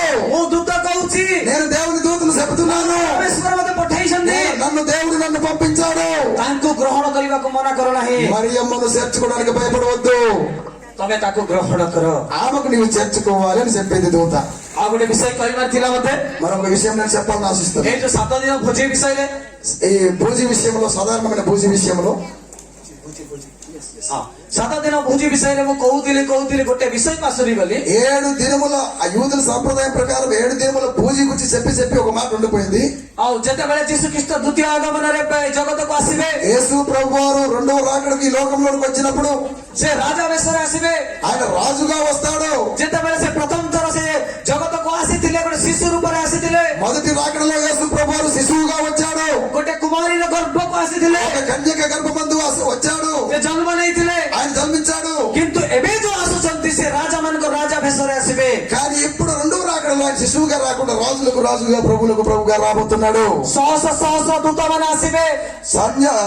సైన్యముల దూతలు వస్తాయి। ଆଉ ଯେଉଁମାନେ వారు ବିଶ୍ୱାସ କରିଥିବେ, ఎవరైతే విశ్వసిస్తారో యేసు ప్రభును, ଯେଉଁମାନେ ପରମେଶ୍ୱରଙ୍କୁ ପାଇକି ମରିଥିବେ, ఎవరైతే యేసు ప్రభుని అంగీకరించి క్రీస్తులో సరిపోతారో ସେମାନେ ପ୍ରଥମେ ଉଠିବେ। వారు మొదట లేస్తారు। ତାପରେ କଣ ହବ? తర్వాత ఏమైతుందంటే ଯେଉଁମାନେ ఎవరైతే ପରମେଶ୍ୱରଙ୍କୁ ଯୀଶୁ ଖ୍ରୀଷ୍ଟକୁ ତ୍ରାଣକର୍ତ୍ତା ରୂପେ ଗ୍ରହଣ କରିଛନ୍ତି, యేసు క్రీస్తును రక్షకుడిగా వారి జీవితంలో అంగీకరిస్తారో, ଯେଉଁମାନେ ବିଶ୍ୱାସୀ ଭାଇ ଭଉଣୀ ମାନେ ଅଛନ୍ତି, ఎవరైతే విశ్వసించిన సహోదరులు ఉన్నారో ସେମାନେ ବି ରାପ୍ଚର ହେବେ। వారు కూడా ఎత్తబడతారు। ଏଇଠି ଗୋଟେ రహస్య ଅଛି। ఇక్కడ ఒక మర్మం ఉంది। ଆଉ ଗୋଟେ ଦିନ ଗୋଟେ ପାଷ୍ଟର ଏମିତି ପ୍ରଚାର କରୁଥିଲା। ఒక పాస్టర్ గారు ఒక దినమున ఈ విధంగా వాక్యం ప్రకటించాడు। ଶୁଣନ୍ତୁ ମନ ଦେଇ, దయచేసి మనసు పెట్టి చూడండి, వినండి। ଆଉ ସେ ପାଷ୍ଟର କହିଲା, ଯେତେବେଳେ ଯୀଶୁ ଖ୍ରୀଷ୍ଟ ଦ୍ୱିତୀୟ ଆଗମନରେ ଜଗତକୁ ଆସିବେ, ఆ పాస్టర్ గారు అన్నారు, యేసు ప్రభు రెండో రాకడికి వచ్చినప్పుడు వస్తారు। ସେତେବେଳେ ଯେଉଁ ଲୋକମାନେ ପ୍ରଭୁ ଯୀଶୁଙ୍କୁ ପାଇଥିବେ ଏବଂ ମରି ଯାଇଥିବେ, ఎవరైతే యేసు ప్రభుని అంగీకరించి సరిపోయారో ସେମାନେ ପ୍ରଥମେ ଉଠିବେ। వారు మొదట లేస్తారు। ସେମାନେ ପ୍ରଥମେ ଉଠିବେ। వారే మొదట లేస్తారు। ତାପରେ ଯେତେ ଲୋକ ଜଗତରେ ଅଛ, తర్వాత ఎంతమంది అయితే సజీవంగా ఉన్నారో లోకంలో, ତାପରେ ତମେ ମାନେ ବି ଉପରକୁ ଯିବେ। తర్వాత మీరు పైకి వెళ్తారు, ఎత్తబడతారు అన్నాడు। ସେତେବେଳେ ଜଣେ ବିଶ୍ୱାସୀ ପଚାରିଲା, అప్పుడు ఒక విశ్వాసి అడిగాడు, ପାଷ୍ଟର గారు ଏଇଟା ଠିକ ନୁହଁ, మాస్టర్ గారు ఇది కరెక్ట్ కాదనిపిస్తుంది అన్నాడు। କାହିଁକି? ఎందుకు? ଆଉ ଯେତେବେଳେ ఎప్పుడు ଯୀଶୁ ଖ୍ରୀଷ୍ଟ ଆସିବେ, యేసు ప్రభు వస్తారు, ତାଙ୍କର ବିଶ୍ୱାସୀ ଭାଇ ଭଉଣୀ ମାନେ, ଦାସ ଦାସୀ ମାନେ ମରିଥିବେ, విశ్వాసుల యొక్క బంధువులు, వారి మిత్రులు, స్నేహితులు చనిపోయారు అనుకోండి, ସେମାନେ କେମିତି ଉଠିବେ? వారు ఇలా లేస్తారు। ପ୍ରଥମେ ସେମାନେ କେମିତି ଉଠିବେ? మొదటి వారు ఇలా లేస్తారు, ଆମେ ମଧ୍ୟ ବିଶ୍ୱାସୀ, నేను కూడా విశ్వాసిని, ମୁଁ ମଧ୍ୟ ଯୀଶୁ ଖ୍ରୀଷ୍ଟକୁ ପାଇଛି, నేను కూడా యేసు ప్రభుని నమ్ముకున్నాను, ହେଲେ ତାଙ୍କ ପରେ କି ମୁଁ ଯିବି? ఆయన తర్వాత నేను వెళ్ళాలా? ସେତେବେଳେ ପାଷ୍ଟର କହିଲେ, అప్పుడు పాస్టర్ గారు అన్నారు, ହଁ ଭାଇ ସେଟା ସତ କଥା, ఓ తమ్ముడు నీవు చెప్పింది నిజమే, କିନ୍ତୁ ସେମାନେ ମରିଛନ୍ତି ଗୋଟେ 4 ଫୁଟ ତଳକୁ। కానీ వారు చనిపోయినది 4 అడుగుల కిందకు వారు చనిపోయారు, పాత పెట్టబడ్డారు। ହେଇପାରେ 10 ଫୁଟ ତଳକୁ, వారు 10 అడుగుల కింద వారు పాత పెట్టబడ్డారు। କିନ୍ତୁ ତମେ 10 ଫୁଟ ଉପରେ ଅଛ। నీవు పైన ఉన్నావు, నీవు 10 అడుగుల పైన ఉన్నావు నువ్వు। ହେଲେ ସେମାନେ ପ୍ରଥମେ ଉଠିଲେ କି ତମ ବରାବର ହେବେ? వారు మొదట లేస్తేనే నీకు లేవడం వీలైతుంది। ସେମାନେ ପ୍ରଥମେ ଉଠିଲେ କି ତମ లెవెల్ కు ଆସିବେ? అచ్చా, వారు చనిపోయిన వారు మొదట లేస్తేనే నీకు సమానం అవుతారు, నీ లెవెల్కి వస్తారు। ତାପରେ ତମେ ସମସ୍ତେ ଗୋଟେ ଥର ଯିବ। అప్పుడు మీరందరూ ఒకేసారి కలిసి ఎత్తబడతారు। କିନ୍ତୁ ମୁଁ କହିନି ସେମାନେ ପ୍ରଥମେ ଉଠି పଳେଇବେ ବୋଲିକି। నేను ఏ విధంగా చెప్పాను, వారు మొదట లేచి వెళ్తారని। ମୁଁ సెల్ఫిష్ କାମ କରିନି, నేను స్వార్థపు బోధ చేయలేదు, సెల్ఫిష్ କାମ କରିନି, స్వార్థపు బోధ నేను చేయలేదు, କିନ୍ତୁ ମୁଁ ସତ କଥା କହୁଛି। నేను నిజం చెప్తున్నాను। କାହିଁକି ମାନେ ତୁମେ ବିଶ୍ୱାସୀ, ତମେ ଆଉ ଦୁନିଆରେ ଅଛ, ఎందుకంటే మీరు లోకంలో మీరు యేసు ప్రభువుని విశ్వసించి ఉన్నారు, ସେମାନେ తଳେ ଅଛନ୍ତି, వారు కింద ఉన్నారు, ଭୂମି ଭିତରେ ଅଛନ୍ତି, భూమి లోపల ఉన్నారు। ସେମାନେ ଯେତେବେଳେ ଉଠିବେ, వారు ఎప్పుడైతే లేస్తారో ତମ ବରାବର ହେଲେ ସମସ୍ତେ ମିଳିକି ଯିବ ଉପରକୁ। ତମେ వారు బరాబర్ పరలోకానికి వెళ్తారు మీరు କିନ୍ତୁ వెళ్తారు. ଯେତେବେଳେ ଯୀଶୁ ଖ୍ରୀଷ୍ଟ ଏଇ ଜଗତକୁ ଆସିବେ ఎప్పుడైతే యేసు ప్రభు లోకానికి వస్తారో ସେଇ ସମୟରେ 1000 ବର୍ଷର ଭୋଜି ଥିବ। ఆ సమయంలో 1000 సంవత్సరాల భోజి ఉంటది, విందు ఉంటది. ସେଇ ଭୋଜି ଆୟୋଜିତ ହେଇଥିବ ଯୀଶୁ ଖ୍ରୀଷ୍ଟଙ୍କ ଦ୍ୱାରା। ఆ విందు యేసు ప్రభు ద్వారా జరుగుతుంది. ସେଇ ସମୟରେ ଯୋସେଫ ଆଉ ମରିୟମକୁ ସେ ବାହା ହେବା ପାଇଁ ସେ ଚିନ୍ତା କଲେ। యోసేపు మరియా వీరిద్దరూ కూడా ఈ సంఘటన జరగబోతుందని ఆలోచన చేసి 1000 విందు జరుగుతుందని ఆలోచన చేసి వారిద్దరు କିନ୍ତୁ ଗୋଟେ ବିଷୟ କହିବାକୁ ଯାଉଛି, మరొక విషయాన్ని నేను చెప్పడానికి ఇష్టపడుతున్నాను. କାହିଁକି ଇମାନୁଏଲ ମରିୟମ ଆଉ ଯୋସେଫଙ୍କ ମଧ୍ୟକୁ ଜୀବନକୁ ଆସିଲେ ତାର ଗୋଟେ ରହସ୍ୟ ଅଛି। యోసేపు గారు మరియమ్మ గారి జీవితంలోనికి ఇమ్మానుయేలు ఎందుకు వచ్చాడు? ఒక మర్మం ఉంది. ଦେଖନ୍ତୁ, చూడండి, ଯେତେବେଳେ ఎప్పుడైతే ଯୋସେଫ ଏଙ୍ଗେଜମେଣ୍ଟ କଲେ యోసేపు గారికి ప్రధానమైందో ଆଉ ସେ ବାହା ହେଇଯିବା କଥା, କିନ୍ତୁ ଆଉ ଯୀଶୁ ଖ୍ରୀଷ୍ଟ ତାଙ୍କ ମରିୟମର ଗର୍ଭକୁ ଯିବାରୁ କିଛି ସମୟ ସେଟା ଲେଟ୍ ହେଇଗଲା। నిజానికైతే వివాహం అవ్వాలా, కానీ కన్యక గర్భవతి అవడం, మరియా గర్భవతి అవడం వలన ఆలస్యమైంది వివాహం. ତାପରେ ସେ ଜନ୍ମ ହେଲା ପରେ ତାକୁ ଗ୍ରହଣ କଲେ। ఆయన జన్మించిన తర్వాత, యేసు ప్రభు జన్మించిన తర్వాత భార్యగా అంగీకరించాడు యోసేపు. ତା ପୂର୍ବରୁ ବି ସେ ସମ୍ପୂର୍ଣ୍ଣ ଭାବେ ଗ୍ରହଣ କରିଥିଲେ। ఆయన యేసు ప్రభు పుట్టుక ముందు కూడా అంగీకరించాడు. ଯେତେବେଳେ ସେ ଜନ୍ମ କରୁଛନ୍ତି, ସେମାନେ ଏ ଘରକୁ ସେ ଘରକୁ ଗଲା ବେଳକୁ କେହି ସେମାନେ ଦ୍ୱାର ଖୋଲିଲେ ନାହିଁ। ଶେଷରେ ସେ ଗୁହାଳ କୁଣ୍ଡକୁ ଯାଇକି ଜନ୍ମ ହେଲେ। యేసు ప్రభు వారు పుట్టేటప్పుడు అక్కడికి ఇక్కడికి వెళ్ళినప్పుడు ఎవరు వారికి స్థలం ఇవ్వలేదు. చివరకు పశువుల పాకలో ఆయన జన్మించవలసి వచ్చింది. ଦେଖନ୍ତୁ ମୋର ପ୍ରିୟ ବନ୍ଧୁମାନେ, చూడండి నా ప్రియమైన సహోదరి సహోదరులారా, ଯେତେବେଳେ ଇମାନୁଏଲ ସେମାନଙ୍କ ହୃଦୟକୁ ସେମାନଙ୍କ ଜୀବନକୁ ଆସିଲେ, ఎప్పుడైతే ఇమ్మానుయేలు దేవుడు మరియమ్మ యోసేపు గారి జీవితంలో రావడం జరిగిందో ସେମାନେ ବହୁତ ଭୟଗ୍ରସ୍ତ ହେଇଗଲେ। వారందరూ భయపడ్డారు. କାହିଁକି ମାନେ ହେରୋଦ ରାଜା କଣ କରୁଥିଲା? ఎందుకంటే హేరోదు రాజు ఏం చేసేవాడంటే, ହେରୋଦ ରାଜା କହୁଥିଲା 2 ବର୍ଷର ନ୍ୟୁନ ପିଲା ସମସ୍ତଙ୍କୁ ମାରିଦିଅ। 2 సంవత్సరాల వయసు కలిగిన మగ పిల్లలందరినీ కూడా చంపి అన్నాడు హేరోదు రాజు. ଆଉ ଦେଖ, ଯାହାର ପିଲାମାନେ ଅଛନ୍ତି ସେ ମା ବାପା ତ ଟିକେ ଡରି ଯାଇଥିବେ। ఆ సమయంలో తల్లిదండ్రులైన వారు పిల్లల గురించి భయపడి ఉంటారు. ଯଦି ତମର ଆନ୍ଧ୍ରାର ଯଦି ମିନିଷ୍ଟର କହିବ ଆଉ 2 ବର୍ଷର ଛୋଟ ପିଲାମାନଙ୍କୁ ସମସ୍ତଙ୍କୁ ମାରିଦିଅ କହିଲେ ବାପା ମା କଣ କରିବେ? పొరపాటున మన ఆంధ్రాలో మినిస్టర్ గారు 2 సంవత్సరాల వయసు కలిగిన పిల్లలందరూ కూడా చంపేయండి అని అంటే తల్లిదండ్రులు భయపడరా? କଣ କରିବେ ଆପଣମାନେ? ఏం చేస్తారు మీరు? ଭୟ ପଡିବେ ନାହିଁ। భయపడతారా లేదా? ଗଭର୍ଣ୍ଣମେଣ୍ଟ ଗୋଟେ ଅର୍ଡର ଦଉଛି, గవర్నమెంట్ ఆజ్ఞ జారీ చేస్తే ସେହିପରି ଏଇଠି ହେରୋଦ ରାଜା ସେ ଘୋଷଣା କଲେ ଯେ 2 ବର୍ଷର ତଳ ପିଲାମାନଙ୍କୁ ସମସ୍ତଙ୍କୁ ତୁମେ ହତ୍ୟା କର। రాజు గారు పరిపాలన చేస్తున్న కాలంలో 2 సంవత్సరాల వయసు కలిగిన పిల్లలందరినీ కూడా లేపేయండి అన్నాడు. କାହିଁକି ମାନେ ସେ ଯୁହୁଦୀ ମାନଙ୍କ ରାଜାକୁ ଚିହ୍ନି ପାରୁନଥିଲେ। ఎందుకంటే యూదులకు రాజుగా పుట్టిన యేసు ప్రభు గుర్తుపట్టలేకపోయారు. ଆକ୍ଚୁଆଲି ପୂର୍ବ ଦେଶୀୟ ଯେତେବେଳେ ପଣ୍ଡିତ ମାନେ ଆସିଲେ, ఎప్పుడైతే తూర్పు దేశపు జ్ఞానులు వచ్చారో ସେମାନେ ଆସି ହେରୋଦ ରାଜାଙ୍କ ପାଖକୁ ଆସି ପଚାରୁଛନ୍ତି ଯୁହୁଦୀ ମାନଙ୍କ ରାଜା କେଉଁଠାରେ వారు పోయి వచ్చి హేరోదు గారు రాజు గారి ఇంటికి వచ్చి యూదులకు రాజుగా పుట్టిన వాడు ఎక్కడైనా రాజు గారిని అడిగేసరికి ఆయన మంటలేసింది. ସେ ତାପରେ ସେ ପୁରା ଚିନ୍ତାରେ ଅଛନ୍ତି। ఆయన ఆలోచనలో పడ్డాడు. ଆରେ ମୁଁ ଗୋଟେ ରାଜା, నేను ఒక రాజుని, ମୁଁ ଗୋଟେ రాజా, నేను రాజుని, ମୋ ରାଜ୍ୟରେ ଜଣେ ରାଜା ଥିବ, నా రాజ్యంలో ఒకే రాజు ఉండాలి. ଆଉ ଗୋଟେ రాଜା କୁଆଡେ ଜନ୍ମ ହେଲେ? మరొక రాజు పుట్టాడా? ଯଦି ସେ రాజా ଯଦି ଭଲ ହେଇଗଲା, ఆ రాజు కనుక మంచివాడైతే ମତେ ସମସ୍ତେ ଛାଡିଦେବେ, నా పరిస్థితి ఏంటి? నన్ను అందరూ విడిచిపెట్టేస్తారు. ମତେ ମୋର କଥା କେ ଶୁଣିବେ ନାହିଁ। నా మాట ఎవరు వినరు? ନାଇଁ, ସେ ରାଜାକୁ ମାରିଦେବା। లేదు లేదు, ఆ రాజు ఎవరో లేపేయాలన్నాడు. ତାପରେ ସେ ଅର୍ଡର ଦେଲେ ଯେ 2 ବର୍ଷର ତଳ ପିଲାମାନଙ୍କୁ ఈ ମାରିଦିଅ। విధంగా ఆలోచించి గుర్తుపెట్టడం కష్టమై 2 సంవత్సరాల లోపల ఉన్న పిల్లలందరినీ లేపేయండి అని ఒక జీవో పాస్ చేశారు. ସେଇ ସମୟରେ ଯୋସେଫ ମରିୟମ କଣ କରୁଥିଲେ? ଭୟ ହଉଥିଲେ। ఆ సమయంలో యోసేపు మరియులు భయం కలిగింది. ସେ ଭୟ ହେଲା ସମୟରେ ఆ భయం కలిగిన సమయంలో ଆଉ ତାଙ୍କ ସହିତ ଇମାନୁଏଲ ଅଛନ୍ତି, ସେମାନେ ଜାଣିପାରିଲେ। వాళ్ళు భయపడుతున్నారు కానీ మరియా యోసేపులతో ఇమ్మానుయేలు ఉన్నాడనే సంగతి మరియకి తెలియలేదు, యోసేపుకి తెలియలేదు. ଇମାନୁଏଲ ମାନେ ଈଶ୍ୱର ଆମମାନଙ୍କ ସହିତ। ఇమ్మానుయేలు అనగా దేవుడు మనకు తోడు. ସେଇ ବିଷୟ ଯୋସେଫ ମରିୟମ ଯେତେବେଳେ ଜାଣିଲେ ସେ ଆଉ ଭୟ କରିଲେ ନାହିଁ। ఈ విషయం నెమ్మదిగా యోసేపు గారికి మరియా గారికి తెలిసినాక వారు హేరోదు గురించి భయపడలేదు. ପ୍ରିୟ ମୋର ବନ୍ଧୁମାନେ, ప్రియమైన సహోదరి సహోదరులారా, ଆମ ପରିବାରରେ ବି మీ కుటుంబంలో కూడా ଯେତେ ଦୁଃଖ କଷ୍ଟ ଆସୁ, ఎంత కష్ట నష్టాలు వచ్చినా, ଯେତେ ସମସ୍ୟା ଆସୁ, ఎంత సమస్యలు వచ్చినా, ପରୀକ୍ଷା ଆସୁ, ఎన్ని పరీక్షలు వచ్చినా, ଯେତେ ବେମାରୀ ଆସୁ, ఎన్ని బాధలు వచ్చినా, ଯଦି ଇମାନୁଏଲ ପରମେଶ୍ୱର ତମ ପରିବାରରେ ଅଛନ୍ତି, ତମେ ଭୟ କରିବାର ନାହିଁ। ఇమ్మానుయేలైన దేవుడు మీ కుటుంబంలో ఉంటే మీరు దయచేసి ఎవరు భయపడకండి. ସେହିପରି ଭାବରେ ଆମେ ଯୌନ ଲିଖିତ ସୁସମାଚାର ତାର 14:27 ପଢିବା। యోహాను సువార్త 14వ అధ్యాయం 6వ వచనంలో చూద్దాం. ମୁଁ ପଢୁଛି, నేను చదువుతున్నాను. ମୁଁ ତୁମମାନଙ୍କୁ ଶାନ୍ତି ଦାନ କରି ଯାଉଅଛି, 16వ అధ్యాయం 33వ వచనం సెలవిస్తుంది, నేను మీకు శాంతి. Please reference tell me. Okay, John 14:27. 14వ అధ్యాయం యోహాను సువార్త 27వ వచనం. ମୁଁ ତୁମମାନଙ୍କୁ ଶାନ୍ତି ଦାନ କରି ଯାଉଅଛି, నేను మీకు శాంతిని మీకు అనుగ్రహించుచున్నాను, ମୋର ଶାନ୍ତି ତୁମମାନଙ୍କୁ ଦାନ କରୁଅଛି। ఆ శాంతిని మీకు ఇస్తున్నాను. ଜଗତ ଯୋଉ ଦାନ କରେ, ଜଗତ ଯୋଉ ଦାନ କରେ, నేను మీకు శాంతిని అనుగ్రహించవలచున్నాను. just give attention to me. Okay, ମୁଁ ଯୋଉ ଶାନ୍ତି ତୁମମାନଙ୍କୁ ଦାନ କରୁଅଛି, నేను మీకు శాంతిని అనుగ్రహించవలచున్నాను. ତାହା ମୋର ନିଜର ଶାନ୍ତି। అది నా సొంత శాంతి. ଜଗତ ଯେପରି ଦାନ କରେ, లోకం ఆ విధంగా ఇయ్యదు. ମୁଁ ତୁମମାନଙ୍କୁ ସେପରି ଦାନ କରୁନାହିଁ। లోకం ఇచ్చినట్టు కాదు, నేను నా శాంతిని మీకు ఇస్తున్నాను. ମୋର ହୃଦୟ ଉଦ୍ବିଗ୍ନ କି ଭୟଗ୍ରସ୍ତ ନ ହଉ। మీ హృదయం మీరు కలవర చెందకండి, నేను శాంతిని మీకు ఇస్తున్నాను అంటున్నాడు ప్రభు. ପରମେଶ୍ୱରଙ୍କର ଶାନ୍ତି ଆଉ ଜଗତର ଶାନ୍ତି ଅଲଗା ଅଛି କି? దేవుడిచ్చే శాంతి, లోకమిచ్చే శాంతి తేడా ఉందా? ତେଢା ଅଛି ନା ମିଶି ଅଛି? తేడా ఉందా, కలిసి ఉందా? ଦେଖ, ଜଗତର ଶାନ୍ତି, చూడండి, లోకం ఇచ్చే శాంతి, ଜଗତର ଶାନ୍ତି ମାନେ ତମର ଦେହ ଯେତେବେଳେ ଭଲ ଅଛି, లోకంలో ఇచ్చే శాంతి ఏంటంటే మన శరీరానికి ఎప్పుడైతే ఆరోగ్యం కలిగి ఉంటుందో, ତମ ଘରେ ଠିକ ରେ ରେସନ ପାଣି ଅଛି, ఎప్పుడైతే మీ ఇంట్లో తినడానికి ఆహారం ఉంటుందో, ଯେତେବେଳେ ତମ ପାଖରେ ବ୍ୟାଙ୍କ ବ୍ୟାଲେନ୍ସ ଅଛି, ఎప్పుడైతే బ్యాంకులో బ్యాలెన్స్ ఉంటుందో, ତମର ଧନ ସମ୍ପତ୍ତି ଅଛି, ధన సంపద ఎప్పుడైతే ఉంటుందో, ତମ ଘରେ ସୁନାମାନ ଅଛି, మీ ఇంట్లో బంగారం ఉంటే ତେବେ ତମେ ଶାନ୍ତି ପାଇବ। అప్పుడు మీరు శాంతి పొందుతారు లోకరీత్యా.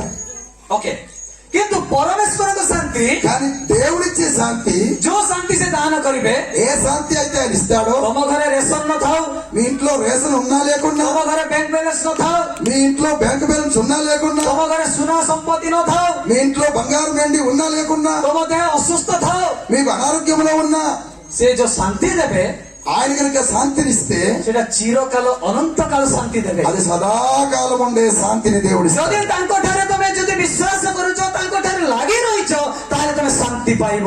ఆయన కనుక మీరు అంగీకరిస్తే ఆయన శాంతిని మీరు పొందుకోగలుగుతారు. ଯେତେବେଳେ ଆମେ ଯଦି ଦୁନିଆର ଶାନ୍ତିକୁ ଖୋଜିବା, ఎప్పుడైతే మనం లోకంలో ఉండే శాంతి కోసం ఎదుగుతామో, ସେ ଶାନ୍ତି କିଛି ଦିନ ଥିବ, କିଛି ଦିନ ପରେ ସେ ଚାଲିଯିବ।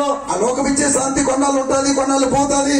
ଗୋଟେ ବିଷୟ ଅଛି ଆମର ଓଡିଆ ଭାଷାରେ, ఒక మాట ఉంది మా ఒడియా భాషలో, ଆଉ ଯେତେ ଧନ ସମ୍ପତ୍ତି ଅଛି, ఎంత సంపద ఉందో, ଯଦି ବସି ଖାଇବା, కూర్చొని తిందాం, ବସି ଖାଇବା, కూర్చొని తిందాం, କିଛି କରିବା ନାହିଁ, పని చెయ్యొద్దు. ଦିନକୁ ଦିନ ଟଙ୍କା ସରିଯିବ, పని చెయ్యకుండా తింటుంటే రోజు తింటుంటే డబ్బులు అయిపోతాయి. ତ ଆଉ କୁଆଡେ ଶାନ୍ତି ଅଛି? ఎక్కడ ఉంటుంది శాంతి? ఎక్కడ ଯଦି ఉంటుంది? ତମର ଦେହ ଯଦି ଅସୁସ୍ଥ ହେଲା, అనారోగ్యం కలిగితే శరీరానికి, ଯଦି ପଲାସାରେ ତମେ ଭଲ ହେଇପାରିଲ ନାହିଁ, పలాసలో స్వస్థత పొందకపోతే ତମେ ଶ୍ରୀକାକୁଲମ ଯିବ, శ్రీకాకుళం వెళ్ళవలసి ఉంటుంది. ଶ୍ରୀକାକୁଲମରେ ଭଲ ହେଇପାରିଲ ନାହିଁ, శ్రీకాకుళం బాగా కాకపోతే ତମେ ବିଶାଖାପଟଣା ଯିବ, విశాఖపట్నం మళ్ళీ వెళ్ళవలసి ఉంటుంది.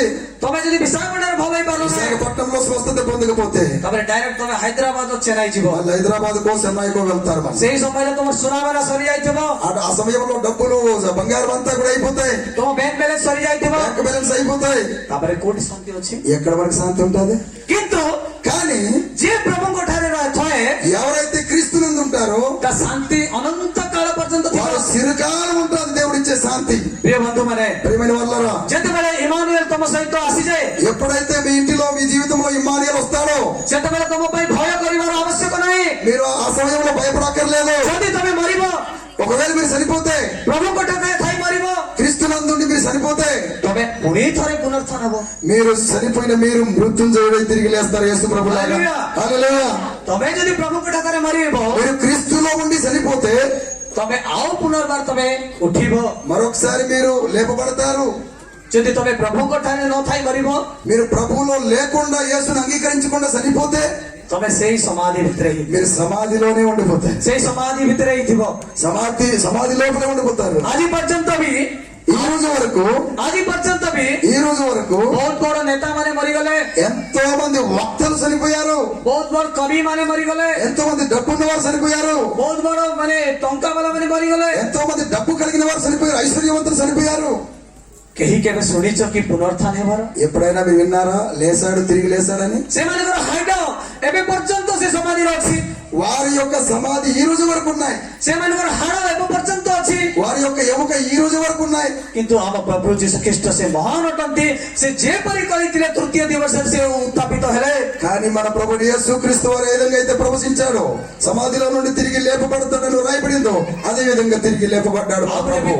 ଆଉ ଗୋଟେ ବିଷୟ ପଢିବା ମିକା ତାର 5:2 మన యొక్క ఒక మాట చూసి మనం ముగించుకుందాం. మా మీకా 5:2 କଣ ଲେଖା ଅଛି? ఏముంది అక్కడ? గో బెతలెహేమ్ మీరు బెత్లెహేమ్కి వెళ్ళండి. ఏ ఇఫ్రాతా ఓ ఎఫ్రాతా, ଜିହୁଦାର ସମଗ୍ର ଗଣ ମଧ୍ୟରେ କ୍ଷୁଦ୍ର యూదా బెత్లెహేములో ఉన్న ଯେଉଁଠାରେ ଯୀଶୁ ଖ୍ରୀଷ୍ଟ ଜନ୍ମ ହେଲେ ఎక్కడ యేసు ప్రభు పుట్టారు ସେଇ ଜାଗାର ନାଁ ହେଲା బెతలెహేమ్.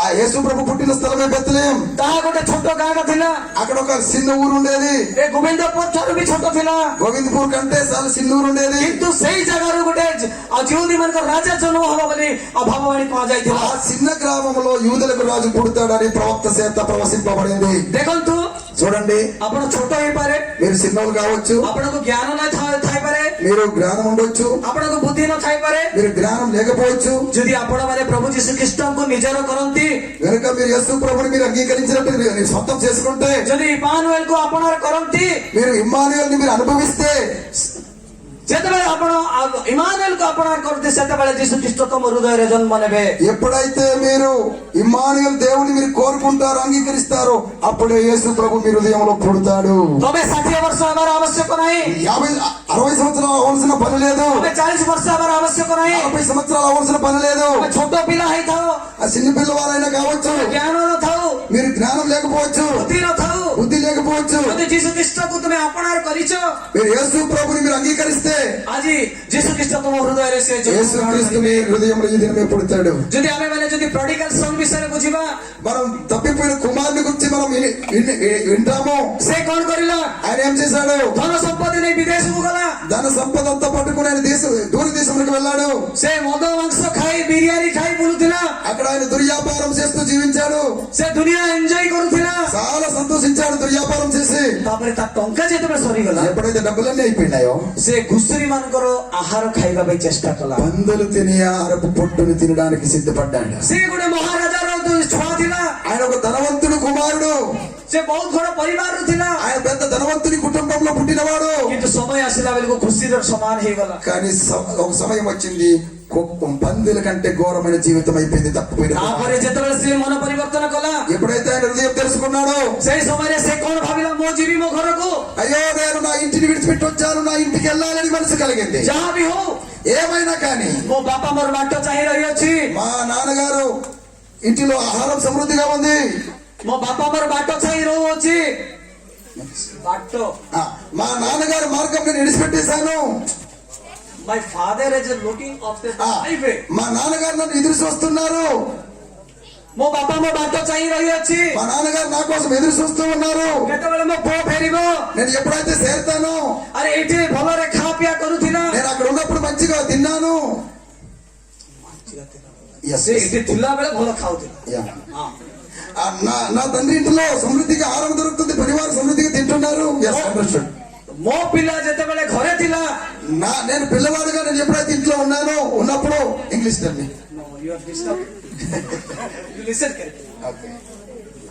ଯେତେବେଳେ ପ୍ରୋଡିଗାଲ ସନ୍ ର ବାପା କହୁଛି, ఆ తప్పిపోయిన కుమారుడు తండ్రి అంటున్నాడు, ମୋ ପିଲା ମୋ ଘରେ ଥିଲା ବେଳକୁ ଭଲ ଖାଉଥିଲା, నా కుమారుడు నా ఇంటిలో ఉన్నప్పుడు బాగా తినేవాడు, ଭଲ ରହୁଥିଲା, మంచిగా ఉండేవాడు, କିନ୍ତୁ ଟଙ୍କା ଧରି ଗଲା, డబ్బులు పట్టుకెళ్ళిపోయాడు. ଏବେ ଟଙ୍କା ସରି ଯାଇଥିଲେ କଣ କରିବ ସେ? ఇప్పుడు డబ్బులు అయిపోతే ఏం చేస్తాడు వాడు? କି ପରିସ୍ଥିତିରେ ଅଛି ସେ? ఏ పరిస్థితిలో ఉన్నాడు వాడు? ସେତେବେଳେ ବାପାର ଗୋଟେ ଚିନ୍ତା ହେଲା. ఆ సమయంలో తండ్రి గారికి ఒక ఆలోచన కలిగింది. ସେହିପରି ସେ ପୁଅ ବି ଚିନ୍ତା କରୁଛି, తండ్రి గారు ఈ విధంగా ఆలోచిస్తే అదే సమయంలో కుమారుడు ఆలోచిస్తున్నాడు, ମୋ ଘରେ ଏତେ ସୁନ୍ଦର ଖାଇବା ପିଇବା ଥିଲା, మా ఇంట్లో ఎంత మంచి ఆహారం దొరికేది, କିନ୍ତୁ ସେଇ ସମୟରେ ମୁଁ କିଛି କରିପାରିଲି నా ନାହିଁ. ఇంట్లో నేను ఉన్నప్పుడు ఏం చేయలేకపోయాను. ମୋ ବାପା ମୋ ବାଟ ଚାହିଁ ରହିଅଛି, నేను మా నాన్నగారు ఎదురు చూస్తూ ఉన్నారు నా కోసం, ତ ମୁଁ ଯିବି. నేను నా తండ్రి ఎద్దుకు వెళ్తాను. ସେହିପରି ଭାବରେ ମୋର ପ୍ରିୟ ବନ୍ଧୁ ମାନେ, అదే విధంగా ప్రియమైన సోదరి సోదరులారా, ଯେତେବେଳେ ଆପଣ ମାନେ ପ୍ରଭୁଙ୍କ ଠାରୁ 100 କିଲୋମିଟର ଦୂରକୁ ଚାଲି ଯାଆନ୍ତି, మీరు ఎప్పుడైతే దేవుని యొద్ద నుండి 100 కిలోమీటర్ దూరం వెళ్ళి ఉంటారో, ପ୍ରଭୁଙ୍କ ଠାରୁ ଯେତେବେଳେ ଆପଣ ମାନେ ଦୂରକୁ ଚାଲି ଯାଆନ୍ତି, ప్రభు దగ్గర నుండి ఎప్పుడైతే మీరు దూరం అవుతారో ପ୍ରଭୁ ବି ଦୁଃଖ କରନ୍ତି. ప్రభు బాధపడతాడు. କେତେବେଳେ ମୋ ପିଲା ମୋ ପାଖକୁ ଆସିବ, ఎప్పుడు నా బిడ్డ నా యొద్దకు వస్తాడని, କେତେବେଳେ ମୋ ପିଲା ମୋ ପାଖକୁ ଆସିବ, నా బిడ్డ నా దగ్గరికి ఎప్పుడు వస్తాడని దేవుడు ఆశిస్తా ఉన్నాడు. ସେ ଦୁନିଆର ମଜା ମଜଲିସରେ ଅଛି, లోకం మధ్యలో జీవిస్తా ఉన్నాడు. ସେ କିପରି ବଞ୍ଚିବ? ఏ విధంగా జీవిస్తాడు నా కుమారుడు? ମୋ ପାଖକୁ ଆଇଲେ ମୁଁ ତାକୁ ଆଉ ଅନନ୍ତ ଜୀବନର ଶାନ୍ତି ଦେଇଥାନ୍ତି। నా కుమారుడు నా దగ్గరకు వస్తే నేను నిత్య జీవాన్ని శాంతిని ఇస్తాను ଯେତେବେଳେ ସେ ପ୍ରୋଡିଗାଲ ସନ୍ ଘରକୁ ଆସିଲା, అని నిరీక్షిస్తూ ఉన్నప్పుడు ఎప్పుడైతే కుమారుడు తండ్రి యొద్దకు వచ్చాడో ସେତେବେଳେ ତା ବାପା କଣ କରିଛି? ନୂଆ ଲୁଗା ఆ సమయంలో తండ్రి గారు ఏం చేశారు? కొత్త బట్టలు కొన్నాడు. ନୂଆ ଲୁଗା କିଣିଛି, కొత్త బట్టలు కొన్నారు. ଅନେକ ଲୋକକୁ ନିମନ୍ତ୍ରଣ କରିଛି, అనేకులను కూడి పెట్టాడు. ଅନେକ ଆଉ ସେ ଖାଇବା ପିଇବା ଭୋଜିର ବ୍ୟବସ୍ଥା କରିଛି। ఆ భోజి వండడానికి అనేకమైన వస్తువులు సమకూర్చాడు. ଏହିପରି ପାଷ୍ଟର ମାନଙ୍କୁ ଅନେକ ଲୋକକୁ ଡାକିଛି। ఈ విధంగా అనేకులు అతిథులందరినీ పిలిచాడు. କାହିଁକି ଡାକିଛି? ఎందుకు పిలిచాడు?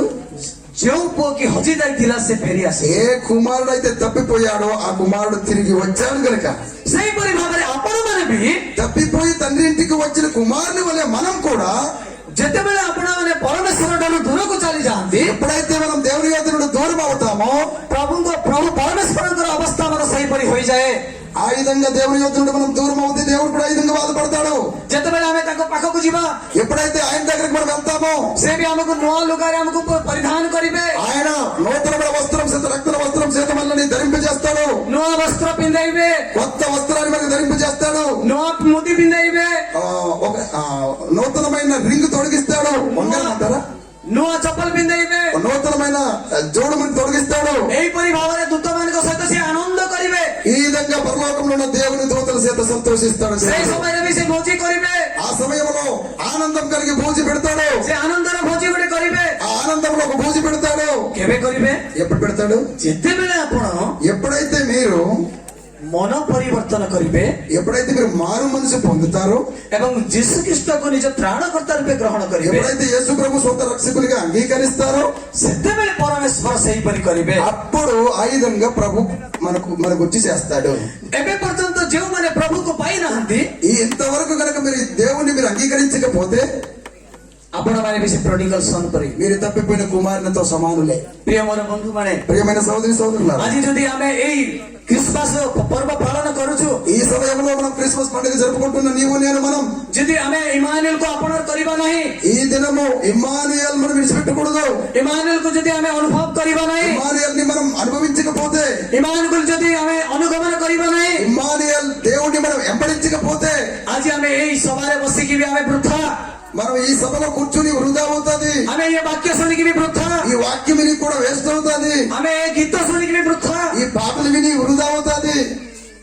ରିଏଲ ଖ୍ରୀଷ୍ଟମାସ ମାନେ ଆପଣମାନେ ଜାଣିଛନ୍ତି କି? నిజమైన క్రిస్మస్ అంటే మీకు తెలుసా? ଜଣେ ପାପୀ ఒక పాపి ମନ ପରିବର୍ତ୍ତନ କରି మారు మనసు పొంది ସେ ଯୀଶୁ ଖ୍ରୀଷ୍ଟଙ୍କୁ ତ୍ରାଣକର୍ତ୍ତା ରୂପେ ଗ୍ରହଣ କରିବ, ఆయన యేసుక్రీస్తుని సొంత రక్షకునిగా ఎప్పుడైతే అంగీకరిస్తాడో ସେଇ ଦିନ ఆ దినమే ତା ପାଇଁ ଖ୍ରୀଷ୍ଟମାସ। అతని జీవితంలో నిజమైన క్రిస్మస్. ଯେତେବେଳେ ତା ପାଇଁ ଖ୍ରୀଷ୍ଟମାସ ସେଇ ଦିନ ଜଗତରେ, ఆ క్రిస్మస్ లోకంలో జరిగిన ఆ క్రిస్మస్ ସେଇ ଖ୍ରୀଷ୍ଟମାସ ଟା ସ୍ୱର୍ଗରେ ବି ହୁଏ। ఆ క్రిస్మస్ మారు మనసు పొందిన దినమే ఆ క్రిస్మస్ పరలోకంలో ତମେ జరుగుతుంది. ସେଇ ଦିନ ସେତେ ଖୁସି ବନେଇ ନଥିବ, କିନ୍ତୁ ସ୍ୱର୍ଗରେ ମହା ଆନନ୍ଦ ହବ। మీరు రక్షింపబడినప్పుడు మీరు సంతోషించకపోవచ్చు కానీ అక్కడ పరలోకంలో దేవుని దూతలు సంతోషపడతాయి. ପ୍ରିୟ ବନ୍ଧୁମାନେ, ప్రియమైన సోదరి సోదరులారా, ଷ୍ଟୋରି କହିକି ମୁଁ ବନ୍ଦ କରିଦେବି। నేను ఒక కథ చెప్పి ଖାଲି 3 ముగించేస్తాను. ମିନିଟର ଷ୍ଟୋରି କହିବି। ఒక 2 నిమిషాలు కథ చెప్తాను.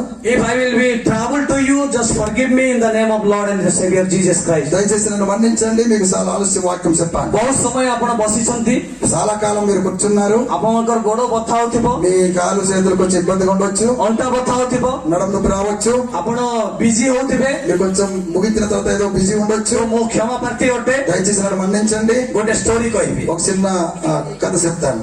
ଆଉ ଗୋଟେ ଗାଁରେ ରାଜା ଥିଲେ। ఒక దినం ఒక ఊర్లో ఒక రాజు ఉన్నాడు. ଗୋଟେ ଗାଁରେ ରାଜା ଥିଲେ, ఒక ఊరిలో ఒక రాజు గారు ఉన్నారు. ତାର ଗୋଟେ ପୁଅ ଥିଲା। ఆయన ఒకే ఒక కుమారుడు కలిగి ସେ ఉన్నాడు. ପୁଅ କଣ କରିଛି? ఆ కుమారుడు ఏం చేశాడు?